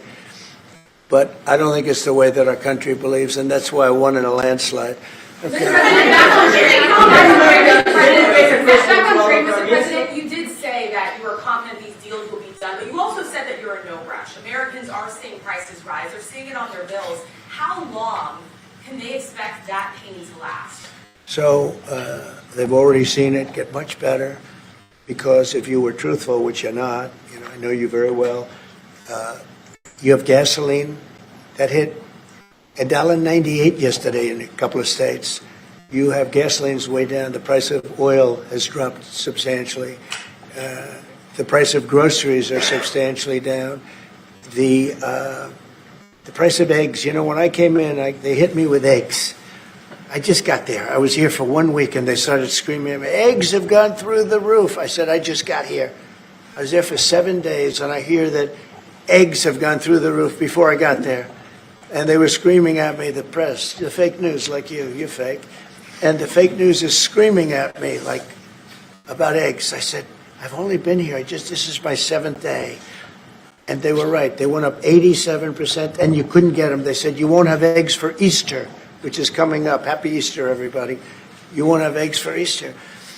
And we did an unbelievable job, and now eggs are all over the place, and the price went down 92%. And our Commissioner of Agriculture, Brooke, has done a fantastic job. They really have done a fantastic job. So prices haven't gone up. The only thing that's gone up actually is interest rates, because we have a Federal Reserve Chairman that is playing politics. It's somebody that I've never been very fond of, actually. But he's playing politics. Interest rates should be down now. They should be coming down. In Europe, as you know, they reduced them, I guess 7 times. It looks like they're going to reduce them again and again and again. But our guy wants to play cute. But interest rates are pretty much even. Maybe they went up just a slight bit, but that's the only thing. But that's because of the Federal Reserve, because they're not very smart people. Do you regret Go ahead. Yes, sir, please. Go ahead, please. Do you regret nominating him from House? Look, in the first 4 years, we had the greatest economy in the history of our country. Stock market went up 88 points. I think he's terrible, but I can't complain because we had the most successful administration economically in the history of our country. I think we're going to do even better this time because you will see that the numbers that we're taking in are astronomical. We're taking in tremendous amounts of money with the tariffs. We were treated very unfairly on trade, and countries are having a hard time getting used to the fact that they can't do that to us anymore because we have a real president. We have a president that understands what it's all about. We had presidents that, in some cases, were smart, but they didn't understand business, or they didn't like business, or, it wasn't like a priority. And then you had, like, the last administration, the only thing they were good at was cheating in elections. That's about all they could do. They couldn't do anything. They were useless. They were incompetent. Worst administration in the history of our country. Worse than Jimmy Carter. Jimmy Carter died a happy man. You know why? Because he wasn't the worst president. Joe Biden was.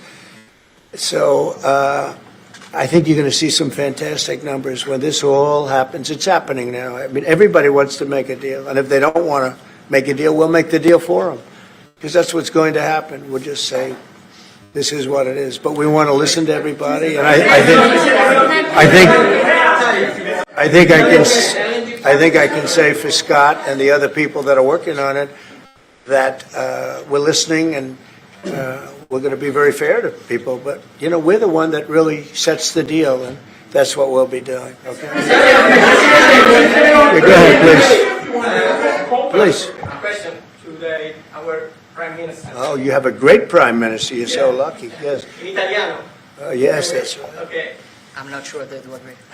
Presidente Meloni, volevo sapere cosa pensava del fatto che il Presidente Trump ha considerato responsabile Zelensky della guerra in Ucraina e poi se avete parlato delle spese militari e qual è il limite massimo a cui ha detto che può arrivare l'Italia, le percentuali delle spese militari. Non abbiamo parlato dei limiti massimi a cui può arrivare l'Italia, abbiamo parlato del fatto che l'Italia sta mantenendo i suoi impegni perché arriverà al prossimo vertice della Nato con il 2% che era già previsto, che è stato sottoscritto dai governi precedenti, perché siamo una nazione seria, ma non abbiamo parlato poi di quanto vada aumentata questa percentuale, anche se siamo ovviamente consapevoli che il tema della difesa sia un tema particolarmente importante di questo tempo. Per quello che riguarda la guerra in Ucraina, lei sa come la penso che ci sia chiaramente ci sia stata un'invasione e che l'invasore da quel punto di vista fosse Putin e la Russia, ma non è questo che oggi quello che rivela è il fatto che insieme vogliamo lavorare, stiamo lavorando per cercare di arrivare in Ucraina a una pace che possa essere giusta e duratura. Penso che questi siano gli sforzi sui quali condividiamo il nostro lavoro, abbiamo condiviso anche oggi il nostro lavoro. That sounded that was so beautiful. What the hell what did she say, please? No, I mean, it sounded great. It was beautifully presented, but maybe I could hear what she said. Please, go ahead. Go ahead. It was about asking. Guys, Hold it. Have some respect, please. Thank you. No, wait. I want to hear what she said. Go ahead, Prime Minister Meloni was asked what she thinks about the fact that President Trump holds Zelensky responsible for the war in Ukraine. And Prime Minister Meloni answered, we have no, and also if you talked about the military spending, how and the raising of the military spending, and the first thing Prime Minister Meloni said is that no, actually we didn't talk about the raise in military spending. Of course, Italy will keep its commitments with 2%, and then we will see, because we are absolutely aware of the fact that it is very important well, I will do defense that. is very wait. important. I will It's do very that. important. They've been asking if we raise, if we decided another percentage about the defense spendings, NATO, and I said NATO. yes, NATO, and I said that Italy is reaching the 2% as it was already decided. We didn't speak about a specific other percentage, but we are aware of the fact that defense is important for the future, and we see what also the work that we are trying to do at the European level. And I don't hold Zelensky responsible, but I'm not exactly thrilled with the fact that that war started. That was a war that would have never started if I were president. You'd have millions of people living right now that are dead. You'd have cities that would be open and thriving and that have their beautiful turrets. Those turrets are the most beautiful in the world, but they're not with us any longer. They're smashed to smithereens, laying on the ground in a million pieces, getting hit by rockets, bombs, and bullets. And so I'm not happy with him, and I'm not happy with anybody involved. I think it's a war. I know it's a war. It didn't happen for 4 years. It was never close to happening. It was never even a thought. And I spoke to President Putin about it a lot. It was the apple of his eye, but there's no way he would have ever gone in if I were president. Now I'm trying to get him to stop because, as you know, Russia's a lot bigger. It's a bigger military force.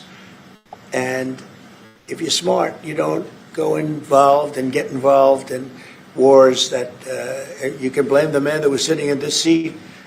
Biden, he didn't know what the hell was going on. But I can guarantee you that, and everybody agrees to it, if I were president, that war would have never taken place. I'm not blaming him.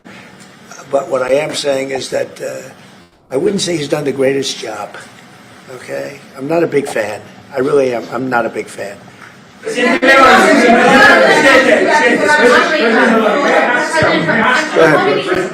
Go ahead. Go ahead. Presidente Meloni, avete discusso di Cina, della possibilità che l'Europa poi orientarsi, diciamo, sulla Cina. Mr. President, are you sure about the definition of parasite of the European?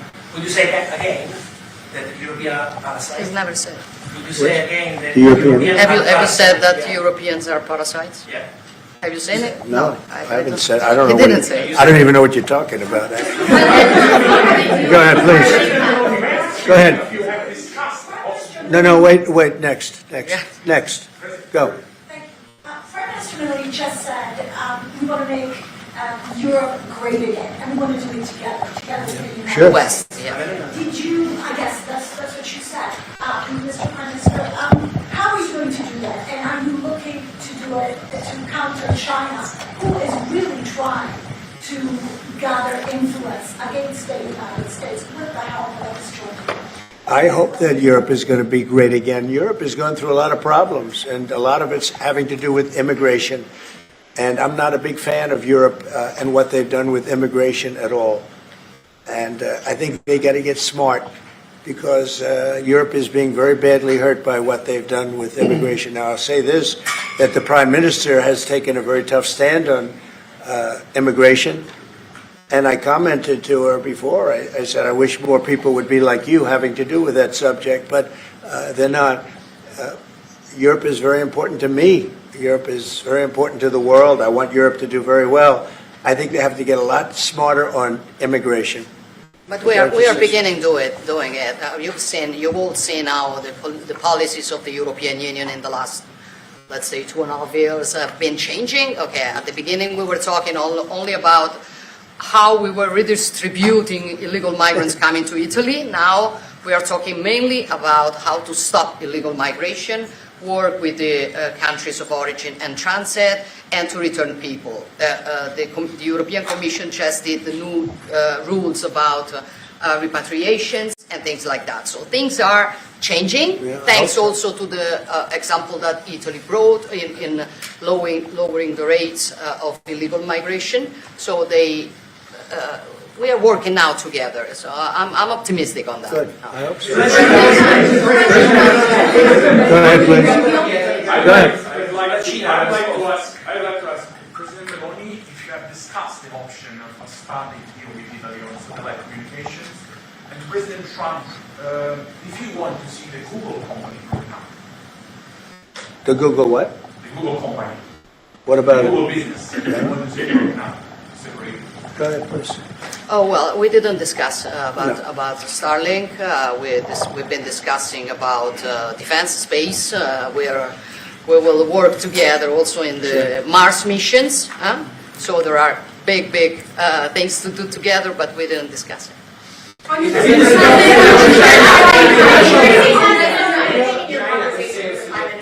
Change your mind potentially about tariffs and what you plan to do going forward? No. Is there anything the Prime Minister said to you that changed your perspective? No, tariffs are making us rich. We were losing a lot of money under Biden, trillions of dollars, trillions on trade. And now that whole tide has turned. We're making a lot of money. We're taking in a lot of money. Don't forget, we're taking in 25% on cars, 25% on steel, 25% on aluminum, 10% baseline. We put penalties on China for sending us fentanyl. We put penalties on Mexico and Canada, 25% for allowing fentanyl and allowing the borders to be weak. Now we're taking in billions and billions of dollars while I sit here and talk to you.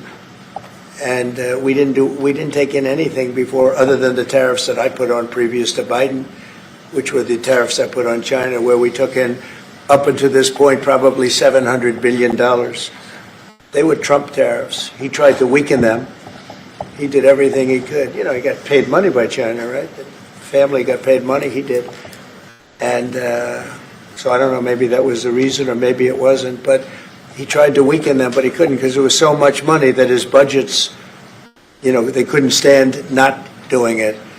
But I took in up till this point, my tariffs on China. Nobody ever took in 10 cents from China. No other president took in 10 cents. I took in more than $700 billion from China. So we're doing very well. I mean, our country's doing very well. They had a bad report today from one of the healthcare companies that had an impact on the stock market. But this isn't about that. This is really, we're building a base. We're building a country like no other. And again, I had the strongest economy in the history of our country by far, history of any country probably, but the history of our country in 4 years.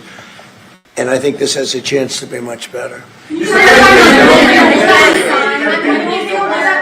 clarify on the mineral deal? Will that be signed here at the White House with Ukraine on Thursday? Will President Zelensky be coming here for that? I don't know exactly. I'm going to leave that to Scott. What do you think? Where would it be signed and when? Yeah, we're still working on the details. We're shooting for around April 26th. Is there any more detail that you could tell us about what's in that deal and how it came together?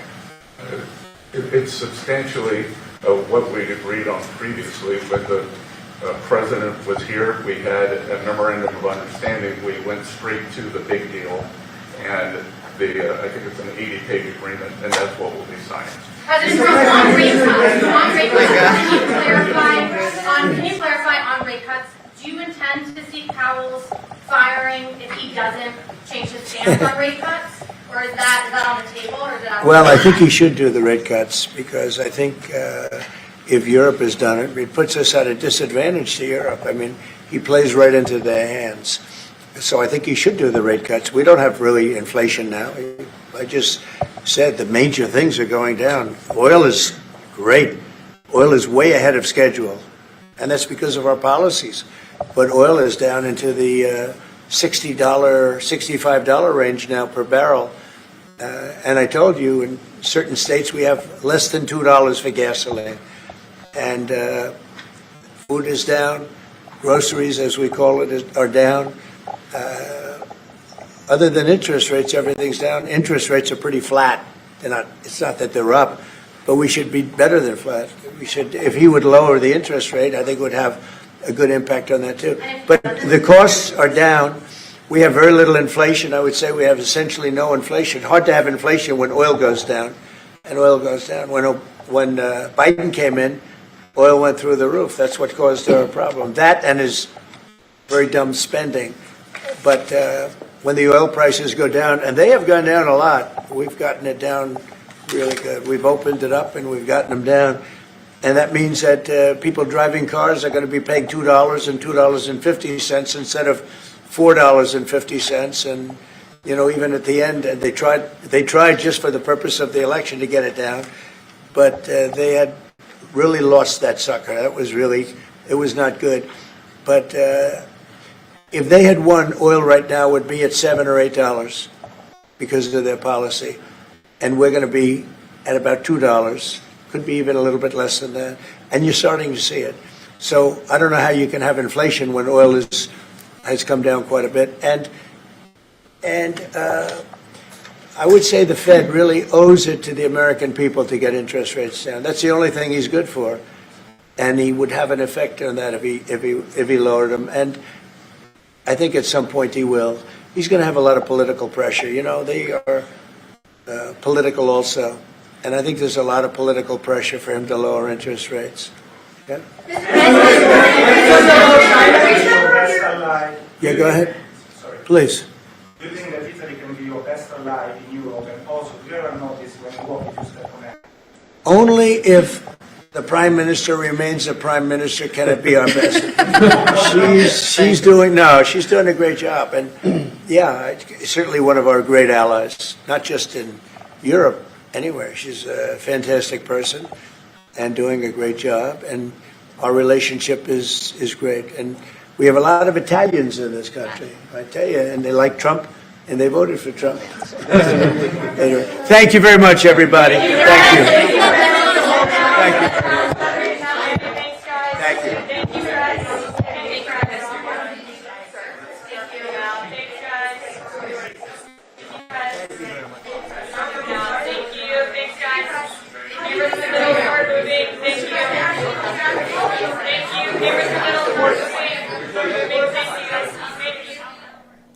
Did you see her point? Yeah.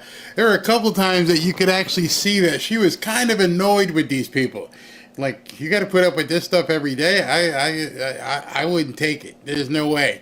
No way I would take it. So, Reagan Reese comes on at 2:30, so I do have time to complete the Will Chamberlain interview. So, I'm just going to jump into this right now so we can get ready for 2:30. It's a thing. You know, basically, it's at least the cop in the report says, you know, well, these guys, they only hang out with each other in prospects for the game. They don't just hang out with random civilians. Right. So, I mean, it's the kind of thing where people are saying, well, it was never proven in a court of law. Like, well, yeah, it didn't have to be proven beyond a reasonable doubt because everybody conceded the guy was a removable illegal alien. So he's going home. Oh, like, gosh. The MS-13 question only comes up because he's trying to get bond. Yeah. And the burden's on him to prove he's not a danger to the community. And the judge is like, well, there's this allegation, you're an MS-13 that seems like that's enough for me to say no. Really easy. This is a pretty easy determination. And so now all this newer stuff comes out. When I say comes out, it wasn't like it was in hiding. Again, underplaying, not telling the public the truth. The stuff about his domestic violence. Yes. That just puts more gas on the fire to make sure this guy never comes back here. Did his lawyer underplay that as well and not even bring that up? And maybe from a legal standpoint, it's not germane to the actual case, but from a public perception thing, it's a bombshell.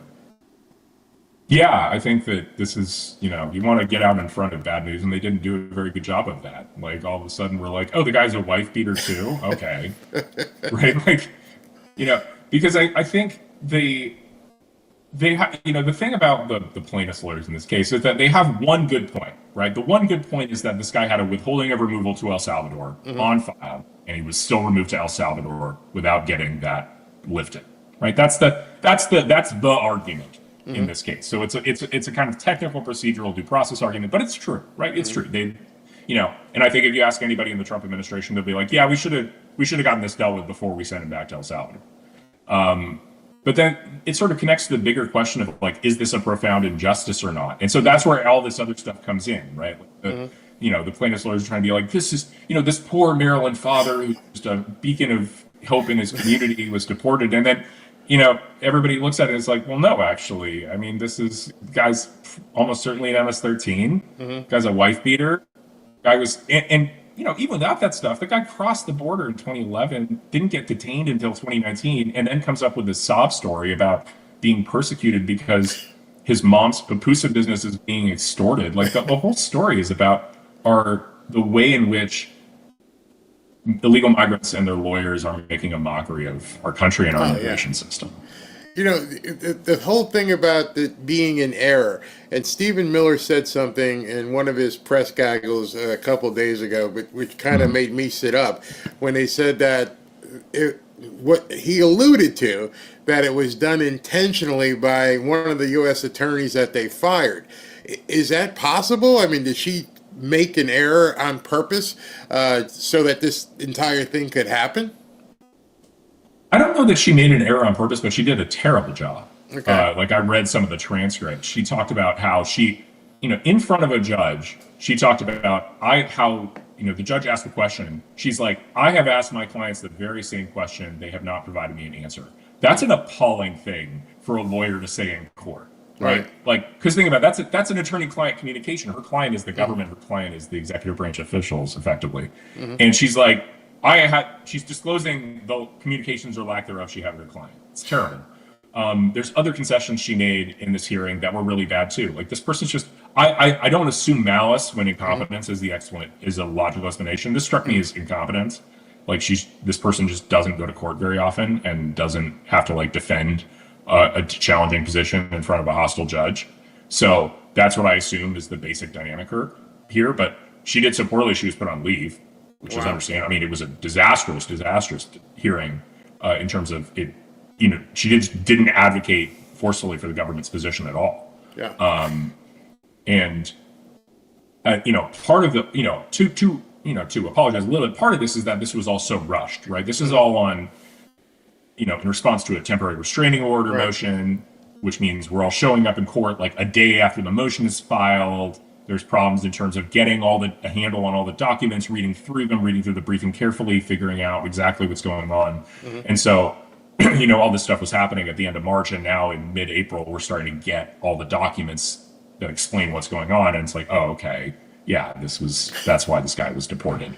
I don't know if you've dug in at all, or if you've heard anybody else that has dug in, but who's paying the lawyer for this Maryland man? I mean, he's an MS-13 gang member, and they probably have some illicit funds, but who's paying this guy?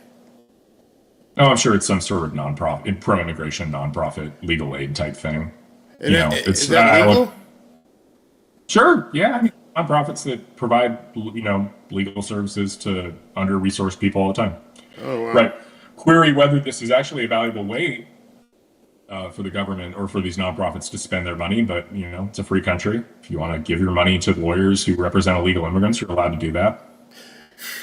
All right, so let me change gears for a second. Senator Von Hollen goes down to El Salvador for his photo op and whatever he's doing, and he's saying now that more senators are going to come down or go down there as well. And then there's people who aren't lawyers who are saying this is treasonous, it's the Hatch Act. Is there anything, or Logan Act rather, is there anything that these people are violating, truly violating by going down there, number one? And number two, would you ever see Pam Bondi going after these people for any violation? I doubt it. Logan Act prosecutions are very disfavored because there's an obvious First Amendment issue with a Logan Act prosecution, right? Like you're basically saying you're not allowed to speak to these people, right? And so it's like, you are allowed to advocate for the things you believe in, probably. And that's why there hasn't been a Logan Act prosecution in 200 years. So I suspect that even if it is a technical violation of the Logan Act, I think that the Logan Act is sort of implicitly understood to be unconstitutional as applied to this sort of thing. So I don't think that it will lead to any criminal charges or anything. I think it's kind of funny. I joked that Nayib Bukele has the opportunity to do the funniest thing, like just, oops, oh, sorry for you in jail, our bad. You're in jail now. All right, so I have a big question I can't figure out. We're seeing the senators, take their trips down to El Salvador, the media going crazy over this one guy. Why? Why is this the hill, in your estimation, that the media and the Democrats, one and the same actually, want to die on? I think they're scrambling for it, and I think they're stuck in this weird captivity to the groups. And by the groups, I mean, the ACLU, all the nonprofit activism groups that have dominated Democrat Party politics for the last 10 years. This is why, the power of the groups, like, you remember that ad about Kamala Harris where she's like talking about giving transgender inmates transition surgeries? Right. Why is she saying that in public? Well, it's because, it's a terrible fringe argument to be making. Why is she saying it? It's because she's like interviewing with one of like the Equal Rights Campaign or Human Rights Campaign, or one of these groups that does not actually represent many voters, but has disproportionate influence in DC. Okay. And so she's trying to show how woke she is with the groups. Well, similarly here, it's like there's, you have the guy's lawyer who's clearly deeply involved with like he's a DC area lawyer, who knows a lot of journalists. So we got the story placed in the Atlantic. And then that revs up all the groups who are all like, Abrego Garcia must come home. But they're totally out of touch with the American public. It's just, if this guy wasn't, when you start off by like, he's a Maryland father. It's like, well, no, he's an El Salvadoran citizen. Let's just start there.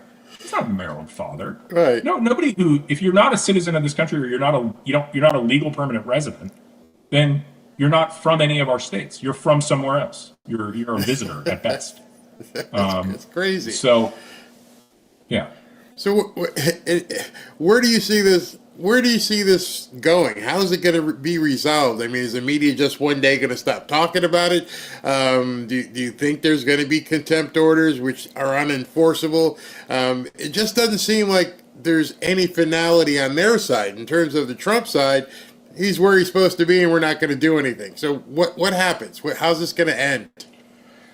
I mean, you'll get some more orders from this district court, but it's just, there's only two ways it ends, right? Either there's some way he eventually either gets released from El Salvadoran prison and, returned to the United States to go straight back into a detention facility and have his removal proceedings handled, at which point he'll be sent back to El Salvador because he doesn't have a right to be in the country. Right. And the underlying threat of persecution in El Salvador by gangs is gone because Nayib Bukele has crushed the gangs in El Salvador. So that's one way. Or the other way is it's just everybody realizes you can't force the executive branch to engage in diplomacy with El Salvador as a judge. It's not, the president's the sole organ of foreign policy in the United States. So basically, all roads lead to Rome. There's a lot of paths this could take, but it ends with the guy back in El Salvador. So it's not. You don't think the Supreme Court's going to weigh back in and just stop and tell everyone stop? It's over. They're just going to let it just dangle out there. Well, we'll see what happens. It depends on what this district court judge ends up demanding. Like, it's sort of vague and unclear at the moment. So it really, I think litigation will proceed in the coming weeks. We'll see if something comes back up to the Supreme Court. If there's before it really depends on how aggressive this district court judge is with the administration. All right, so I got one more question for you, completely off of this, and it has to do with I think is probably the biggest story right now in regards to law. But you're not a prosecutor, or what's going on with Letitia James? Is that really going to be a big deal? Do you think that she's going to face charges and possible disbarment? Mortgage fraud is kind of easy to prove, I think, because there's all the documentation is right there. You either signed it and took the money, or you didn't. So, from a legal perspective, what's your thoughts on that? I don't have detailed ones, and I haven't really been deep in the documents there, so I don't have any insight beyond just sort of having read the news headlines. Sounds bad, right? Like if what is alleged is true, then it seems like pretty straightforward mortgage fraud. Maybe it not be prosecutable because the statute of limitations might have expired. It's something that occurs to me because this happened, 2 decades ago. But that doesn't apply to things like your bar license. Oh. So, you could easily, it's a lot easier to lose your license than it is to get prosecuted and convicted of a crime. So I think that angle is the more likely angle to take against her. Okay. I have actually one last question, and it's been bubbling up from people. And rather than put you on the spot, let me just ask you a grade. What's your grading thus far on Pam Bondi? Pam Bondi gets an A. They're doing a good job. Okay. Like they're doing what they need to be doing. I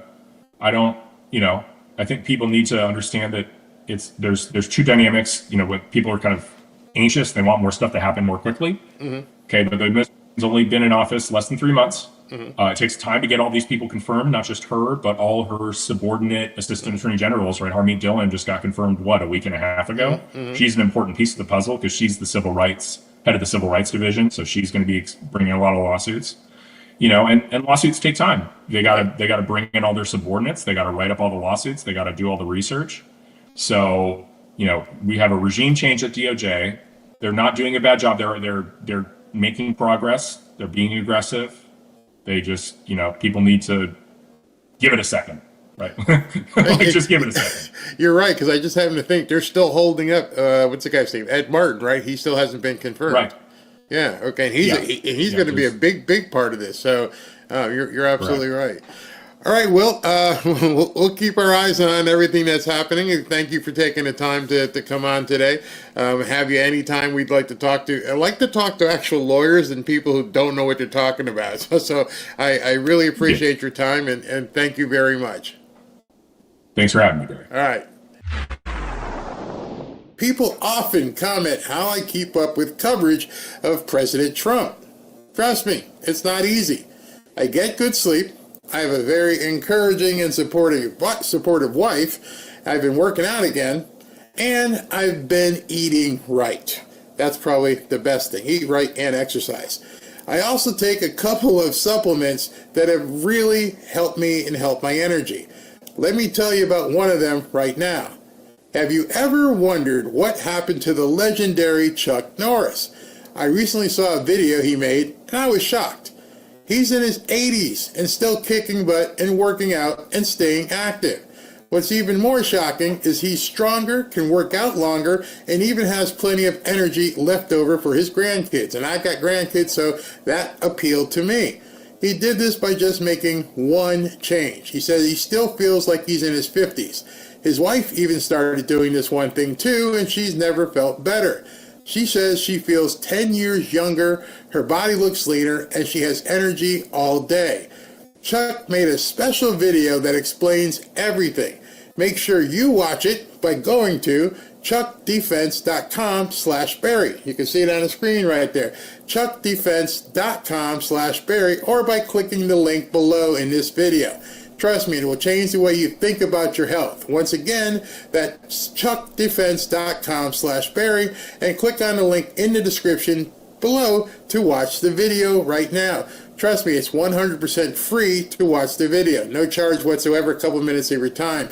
You won't believe how simple it is. Watch this method by clicking the link in the description box below. chuckdefense.com/Barry. And just a reminder, the legendary Chuck Norris is a whopping 84 years old. He's even older than Donald Trump. And yet, he has more energy than most people. I mean, that's awesome. He discovered he could create dramatic changes to his health simply focusing on 3 things that sabotage our body as we age. All right, so go to chuckdefense.com/Barry and check out that video. All right. So I hope you enjoyed that interview with Will Chamberlain. I had to break it up because President Trump's Oval Office press conference with Giorgia Meloni came on, so I had to break it up. So if you didn't see the entirety of it, it started before the Oval Office press conference, and then, as you saw, it just finished. So you can go back and watch the entirety of it. I love talking to someone who has a good, strong idea, a foundation on constitutional law. And so you heard basically all the questions I would have. Hope you didn't have any additional questions as to what is going on with the the craziness behind the Maryland man. So right now we've got Reagan Reese. She's all queued up and ready to come in. Reagan, can you hear me? I can, yeah. Okay, you're loud and clear. How you been? I'm great. How are you, Barry? Very well. So, biggest question, because a lot of people wanted to know after we watched that amazing press conference yesterday. Were you in the room yesterday? I was not, unfortunately. Yeah. Okay. But so, go ahead.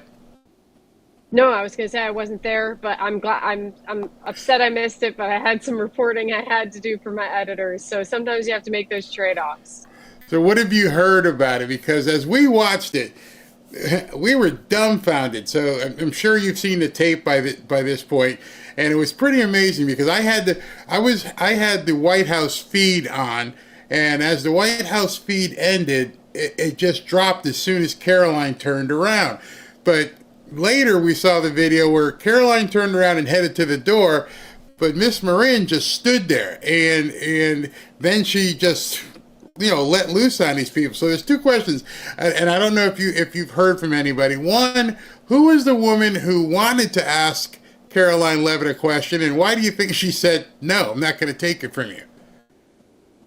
I haven't heard who that was, but, Barry, knowing what we know about the White House press corps, I think you and I can probably deduct what type of journalist was probably trying to ask that question. Yeah. What I have heard about that press conference that, unfortunately I wasn't able to attend was that it was heavy. It was a heavy press briefing, and it was emotional, and that the room was dead silent when they realized who Caroline Leavitt was bringing out. Right. We've heard the mainstream media,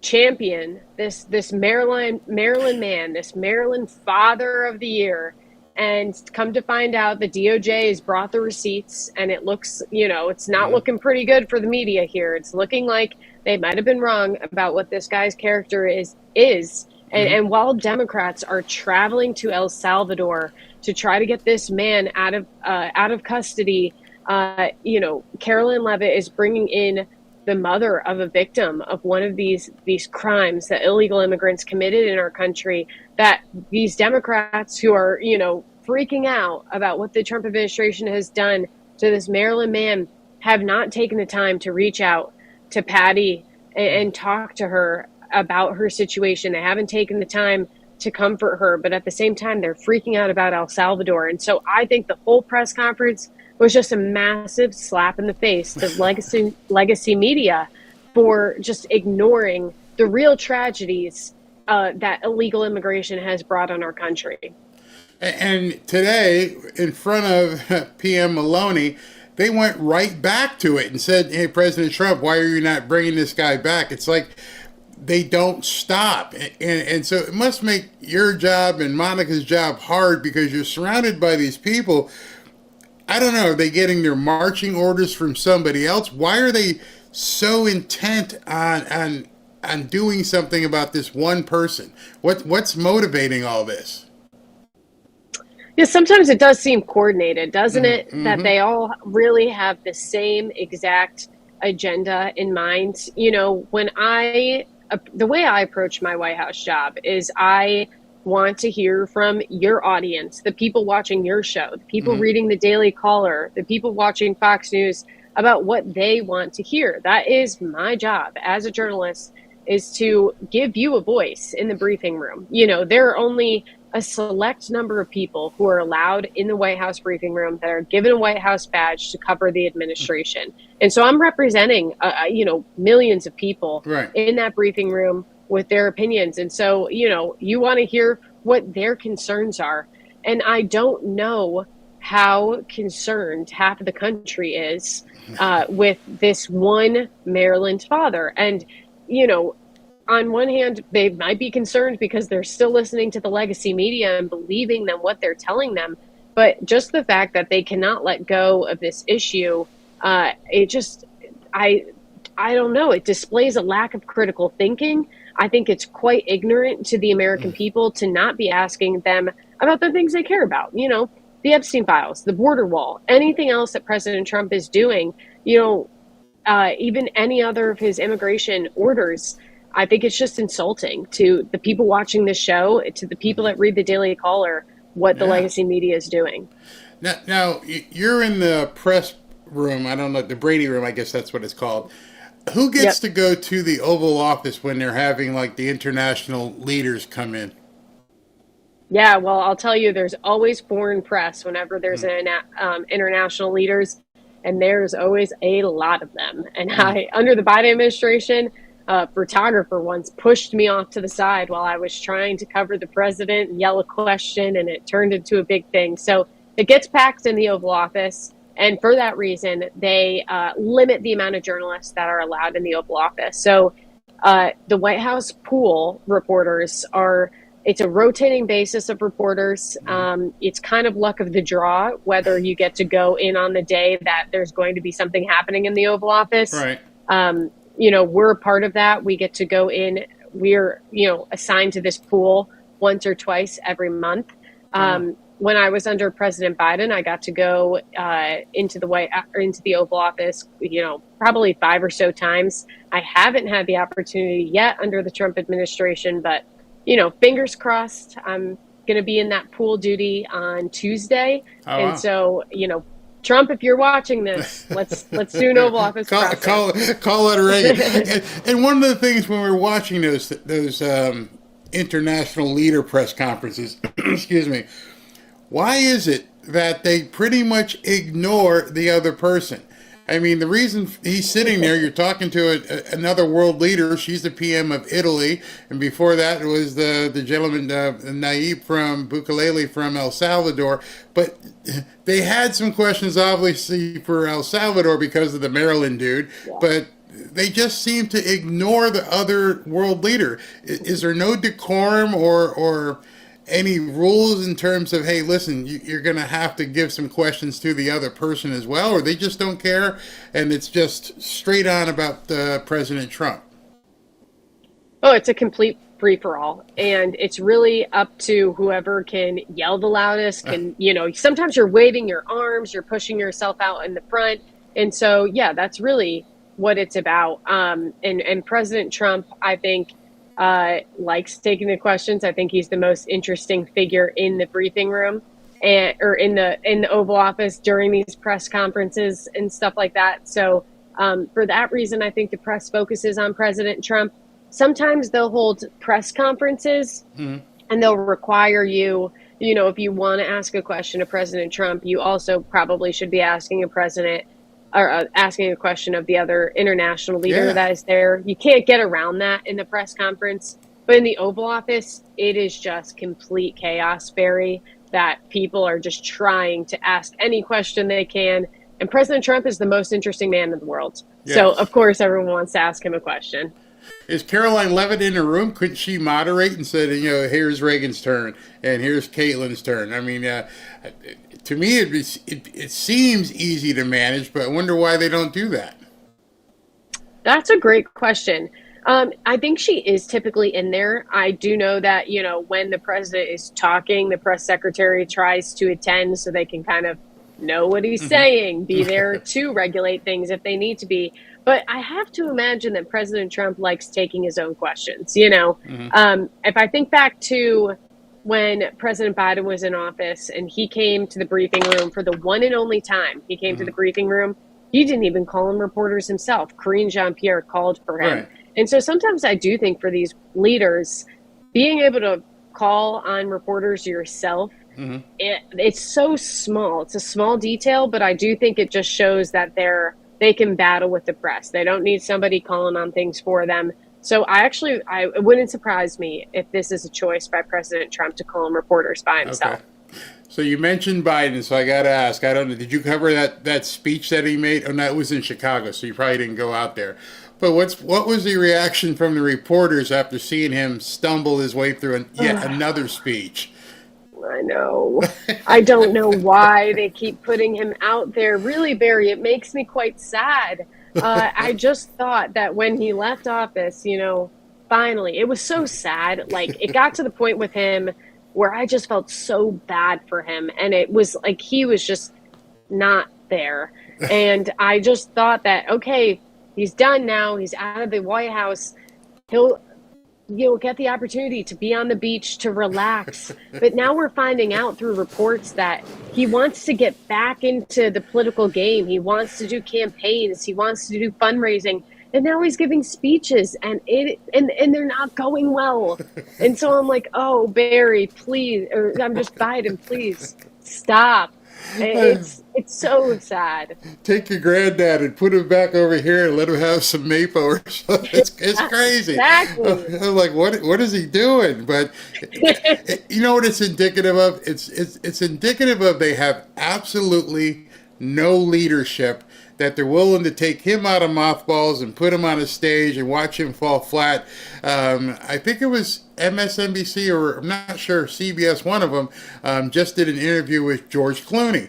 And George Clooney, he's fallen on his sword and said, I made a mistake. This guy should have never been running.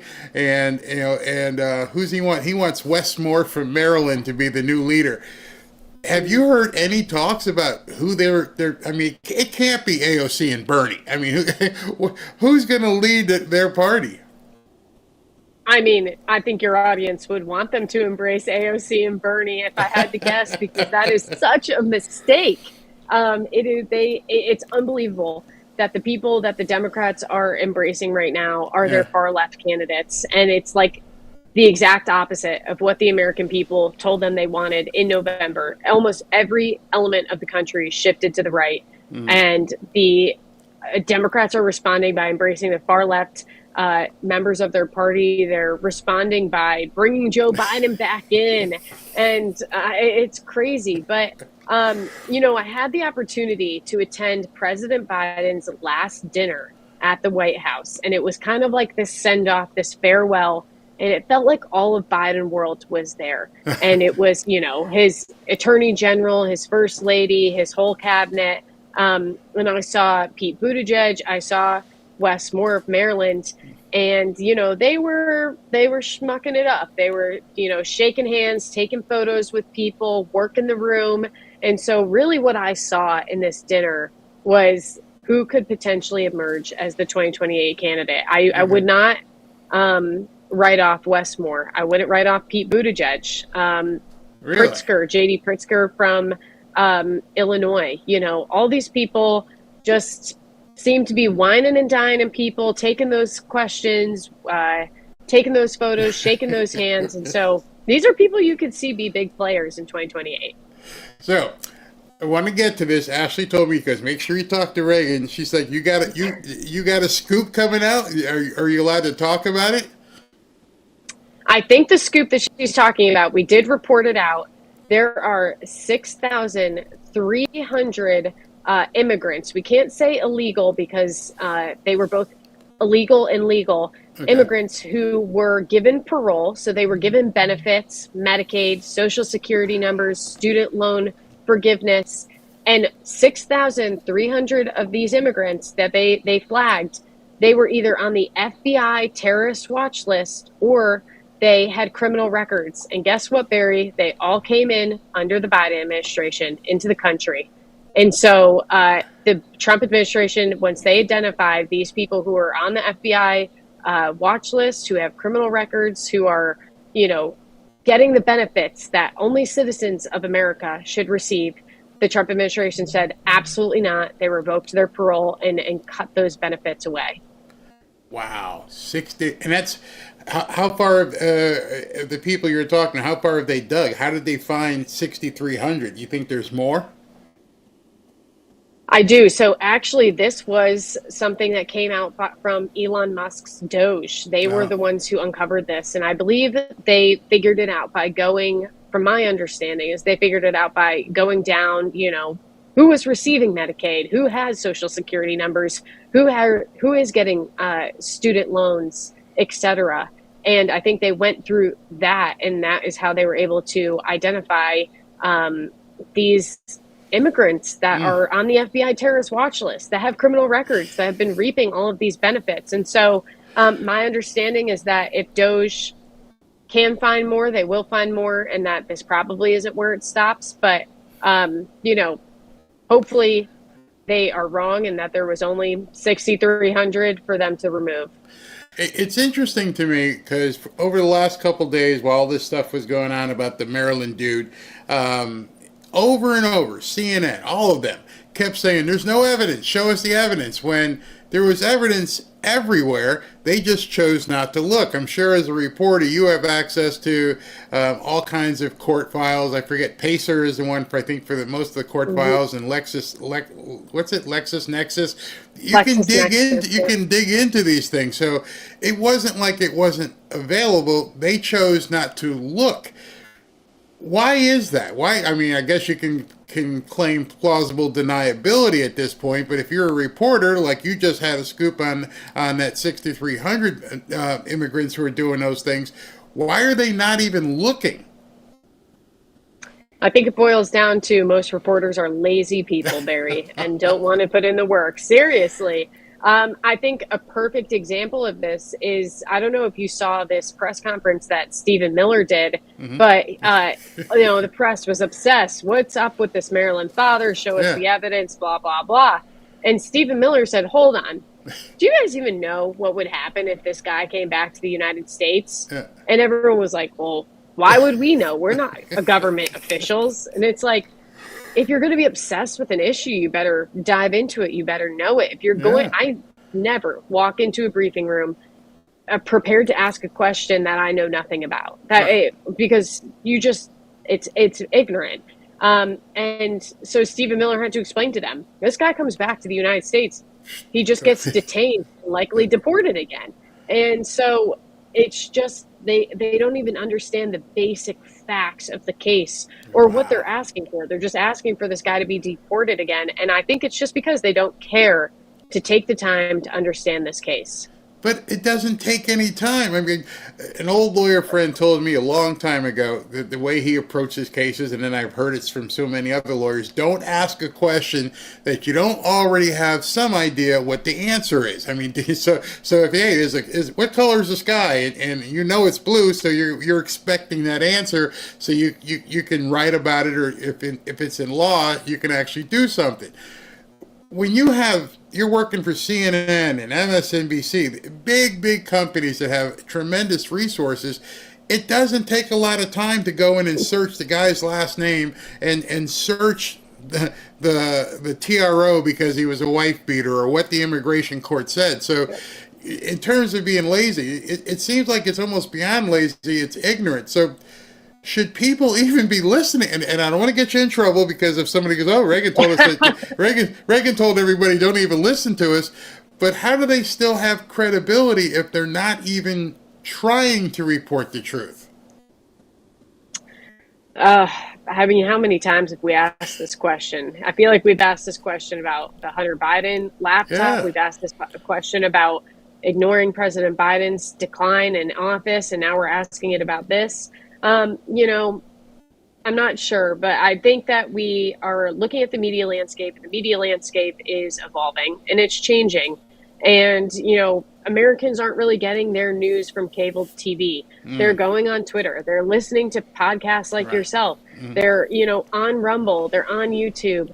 They're on Spotify. They're scrolling social media to get their news. And so I think that is a direct response to the way that the legacy media has lost the trust of the American people over the past couple of years. And so, while I'm not going to say whether you should watch them or not, but it does seem like the American people have made up their mind about that. One of the things I tell people, it seems like almost every show, whatever you're doing in life, don't look at right here. Don't look at where the puck is. Skate to where the puck is going to be. An old Wayne Gretzky idiom. And I see people like you, and Monica, and people who understand how things are changing.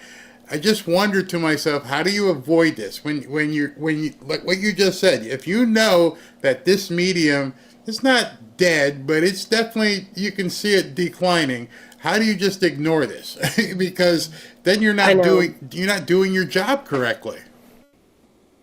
I know. I think you have to you have to have some sort of humility when you're working in the media that, a lot of things that you're going to throw out there are not going to hit, and that you're also going to have people who are not fans of you, and you're going to get critiques. And so, you know, the same thing goes for as mediums change. I think you have to have humility that something that you once did that worked for a long time is not working anymore. And I don't think that's necessarily a knock on, you know, cable television. I think cable television was a very good thing. And I still think it's an interesting medium.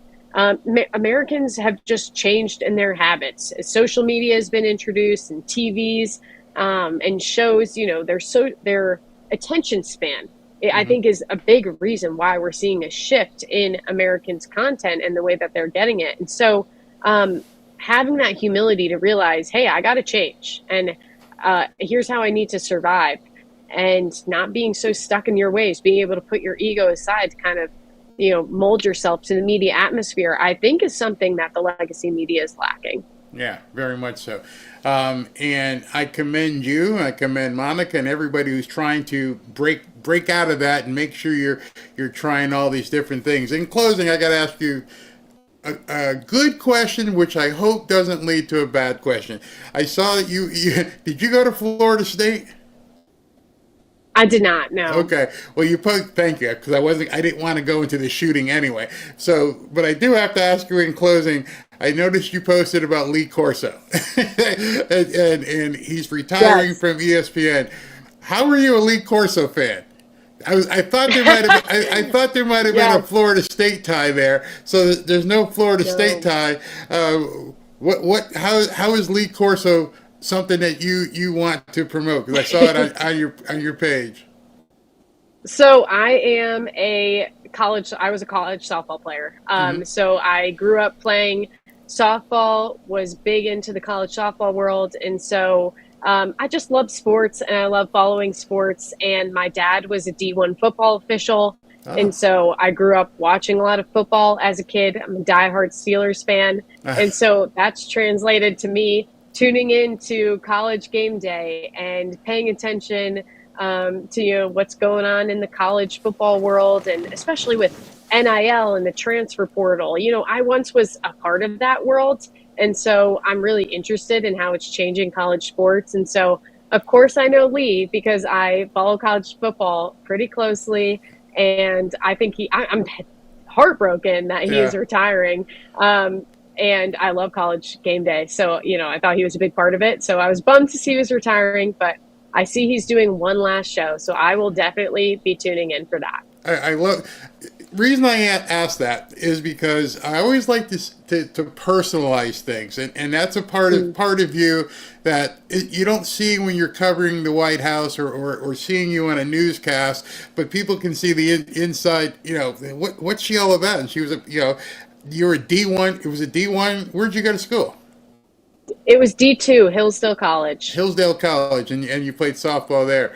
So the other day, just because now you brought that up, now I'm going to go into another thing. I was going to close, but I'm like, okay, she knows what we're talking about, and she understands the transfer portal and NIL and everything. But before I let you go, yesterday, or was it this morning, that Pam Bondi had a big press conference. Riley Gaines was there, and they were talking about everything about the men and women's sports and Title IX. Where do you want to see that? Because as a former athlete and of course a woman, you must have feelings on that as well. Yeah, I was in attendance at that press conference. Oh, wow. And was fortunate to get a question.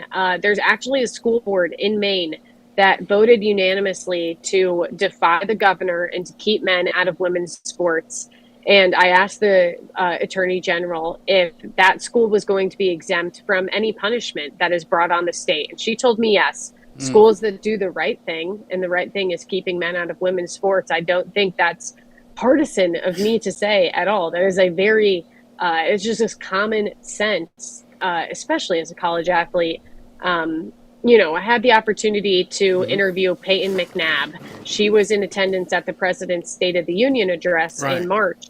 And she has permanent brain damage because she played against a biological man in volleyball.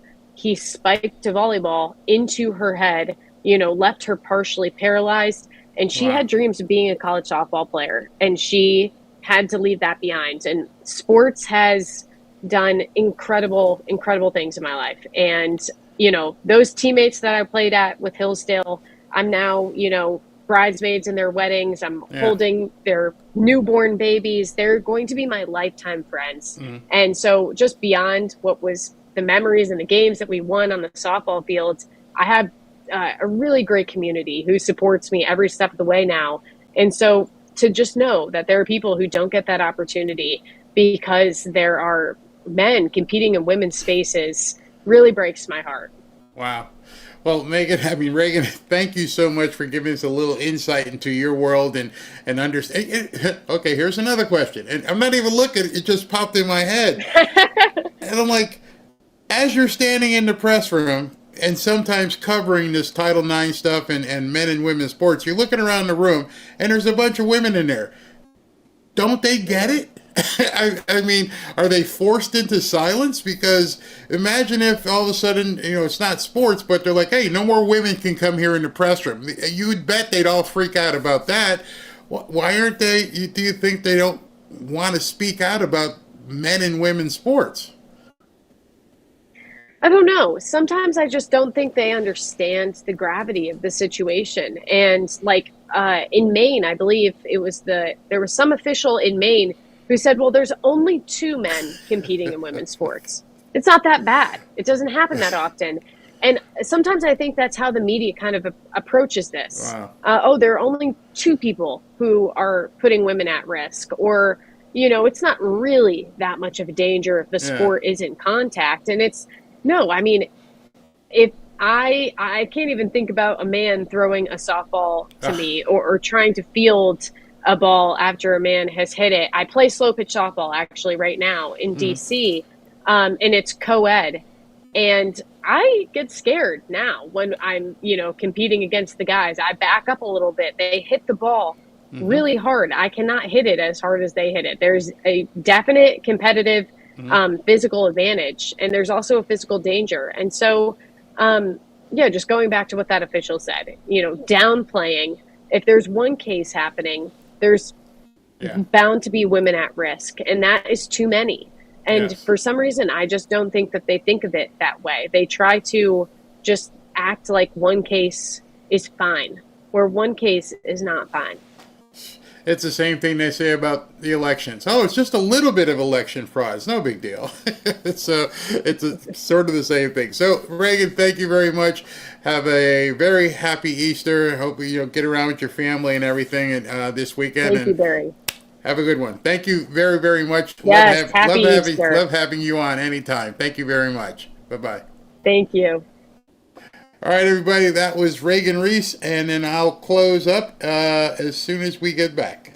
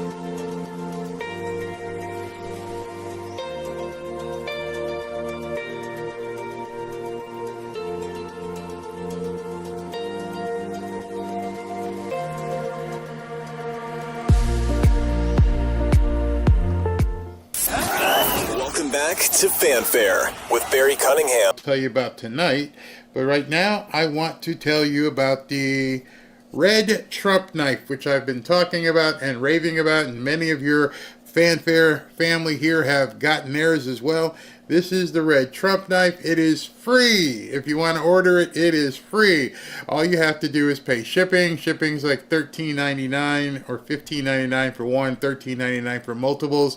You can just go to the QR code right here and click on that, and it's a special deal specifically for you people here who are watching me and the Fanfare family. So let me just do my Vanna White thing that I always do. First of all, you're going to find this knife has some decent weight to it. It's very sharp, so be careful when you open it, handle it. Again, I always try to show you the size of this knife because it's not just some flimsy knife that you would get. Good for hunting, good for fishing, self-protection, something like that. It's about 10 inches in terms of how big the knife is. It has a notch here with a blade so you can cut a seat belt if you get stuck. And it also has a window knocker thingy, so if you get caught in a car, you need to break the window. Hopefully from the inside, you're not breaking in someone else's car, so, but it would work if you wanted to do that. Other than that, it's really nice. And it's just for you guys. You're not going to find this in a store anywhere. It is not in retail. It retails for $70 on their website, but you guys can have this knife for free for $13.99 or so. Let me just make sure I don't cut myself and put it back in its little box here. Pretty cool box too, by the way. So many of you guys have gotten it. It's pretty good. Good deal. Or you can go to berryknife.com, or click on the QR code right there. All right, so before I close, just want to make sure I let you guys know what's happening tonight again. Tonight, we have prayer night, and would love for you to attend. We're going to do a communion moment for everybody that does show up. I think that's a very nice touch that Pastor JJ wants to do tonight, so you're welcome to come. If you want a free Bible, just go ahead and submit your information. You're going to need to put in your phone and all your shipping information, your address, and we will work to get that out with you. Do me a favor, if you, I'm looking around, I'm seeing Midas. Look at him. Where are you going, buddy? If you've emailed me or emailed Ashley for a Bible, please take a moment, take some time, go ahead and do it on that website, because we have an integration now with a store per se that's going to easily help facilitate the shipping, so we don't have to go back into email. So I apologize, but this is going to be easier moving forward. In addition, listen to this. Hey, if you'd like to join 15,000 plus fellow patriots on X in our private X/Twitter group, go to fanfareshop.org/group. Just put in that URL in your browser. It'll take you right to our private group on X. Love to see you there. Let's share some content. And as I was beginning to say there, now that I've got the Bible page done, we should have the T-shirt page done imminently. And when I say imminently, tonight, tomorrow, Monday, but we're getting that done as well. Somebody asked me here, good question, and he says, Barry, can you please create a schedule link for tonight to make it easy to share in advance? Yes, I will be doing that as soon as this show is over. The way Rumble works is you can't have two different streams up at the same time, and you can't post a new stream until the previous stream is over. So as soon as this one is over, it's 3:17 right now with the after party, 30 minutes. By 4 o'clock, while that's playing, I'm going to have that ready. So I hope you mean I'll put it on my X profile. It'll be up on YouTube in about, like I said, 4:05, it'll be ready, and it'll also be on X in the Fanfare group as well. So it's going to be all over. Just give me half an hour, because I can't do it while one stream is working, and then you'll be able to share that all over the place, and I would appreciate if you did.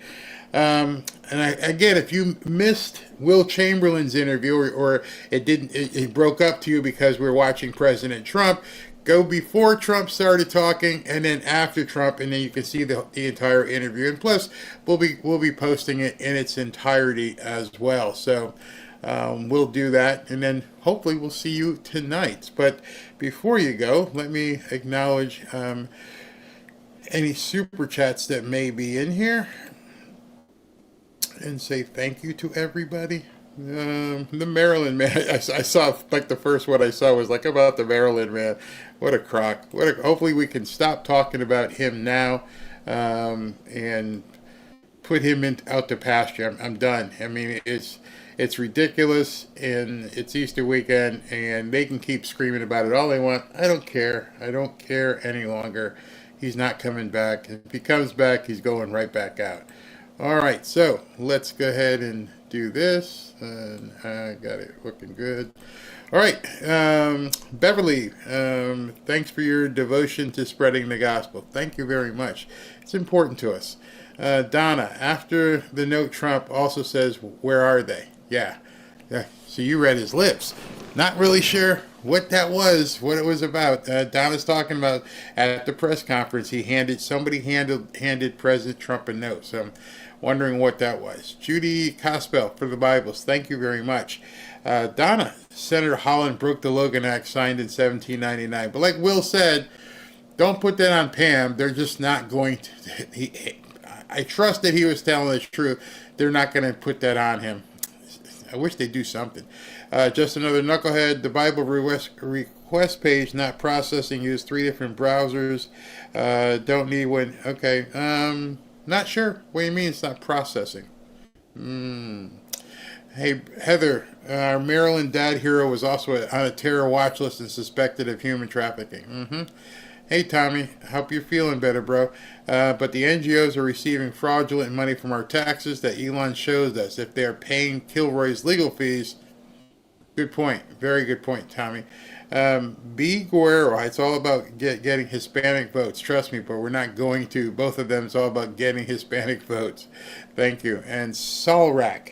Okay, bring him back, but over here you get the death penalty. Who knows? Who knows what may happen to him over there? Just saying. Just saying. All right, everybody. Yeah, I'm done with somebody else say with it.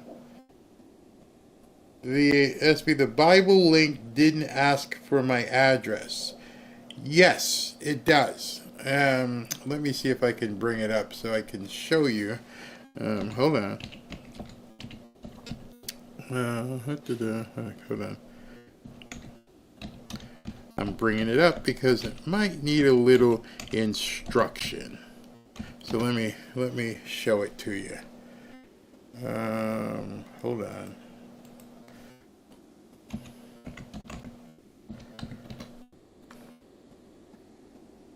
I gotta clear my cache here, but you know what I'll do? I'll bring it up in an incognito window so I can show it to you. All right, because if you don't clear your cache, it'll probably take you to someplace else. But wait a minute. Hold on, one second, so I gotta show people this because they're not sure about it. All right. Okay. And it comes up. All right, so let me go ahead and show this to you. Those of you guys who are on this site and think it doesn't ask you for your information, it does. But you have to go through it. So you go here, and the first thing it says is put your email address in. So you would put your email address in here and put it in, and then it says submit. And then once you hit submit. Okay, because I'm already in it. Hold on, I got to put in a dummy email address. Okay, so let's do this. Maybe if you're already in, if your name's already in there. Okay, use that email address. Let me try this. Gotta have. I hope somebody doesn't get an email because I'm making up a fake email. And there we go. And so now I got to do the crosswalks. Bam, bam, bam. Is that it? Please all check the new images. We're going to go here. We're going to, I guess that's a crosswalk. I don't know. Bicycle. Okay, that's easier. Here's a bike. The tires are in that image. All right. Stairs. Stairs. I hate these capture things. Okay, now. All right. So once you get past all that, if it happens to you, it doesn't happen all the time. There's all the information. You got to submit your email first, and then once you submit your email, the rest of the fields drop down. So put your email in, and then hit submit, and then the rest of the fields are going to drop down. And you don't need to click up here, update my info. Those are if you click that, that's where the people have been getting the information to verify your email. You don't have to. All you have to do is fill out your first name, last name, your birthday, because you have to be over 18, your phone number for shipping, your street address, and all the information, and hit submit entry, and then you're good. So yes, it is there, it is working, and you will be able to put the information in. You just have to go beyond that first screen, and then you're okay. All right, that's it. We're gonna go with the after party now. Somebody says it didn't take me there. Well, it takes you there if you put your email in. You have to hit submit. So I'm not sure. Anyway, that's how it works. I just showed you. So I'll see you at 7, and I'll be putting a notice up as soon as this is done. It takes 30 minutes, so right about 4:05, 4:10, you'll start seeing it. Thank you.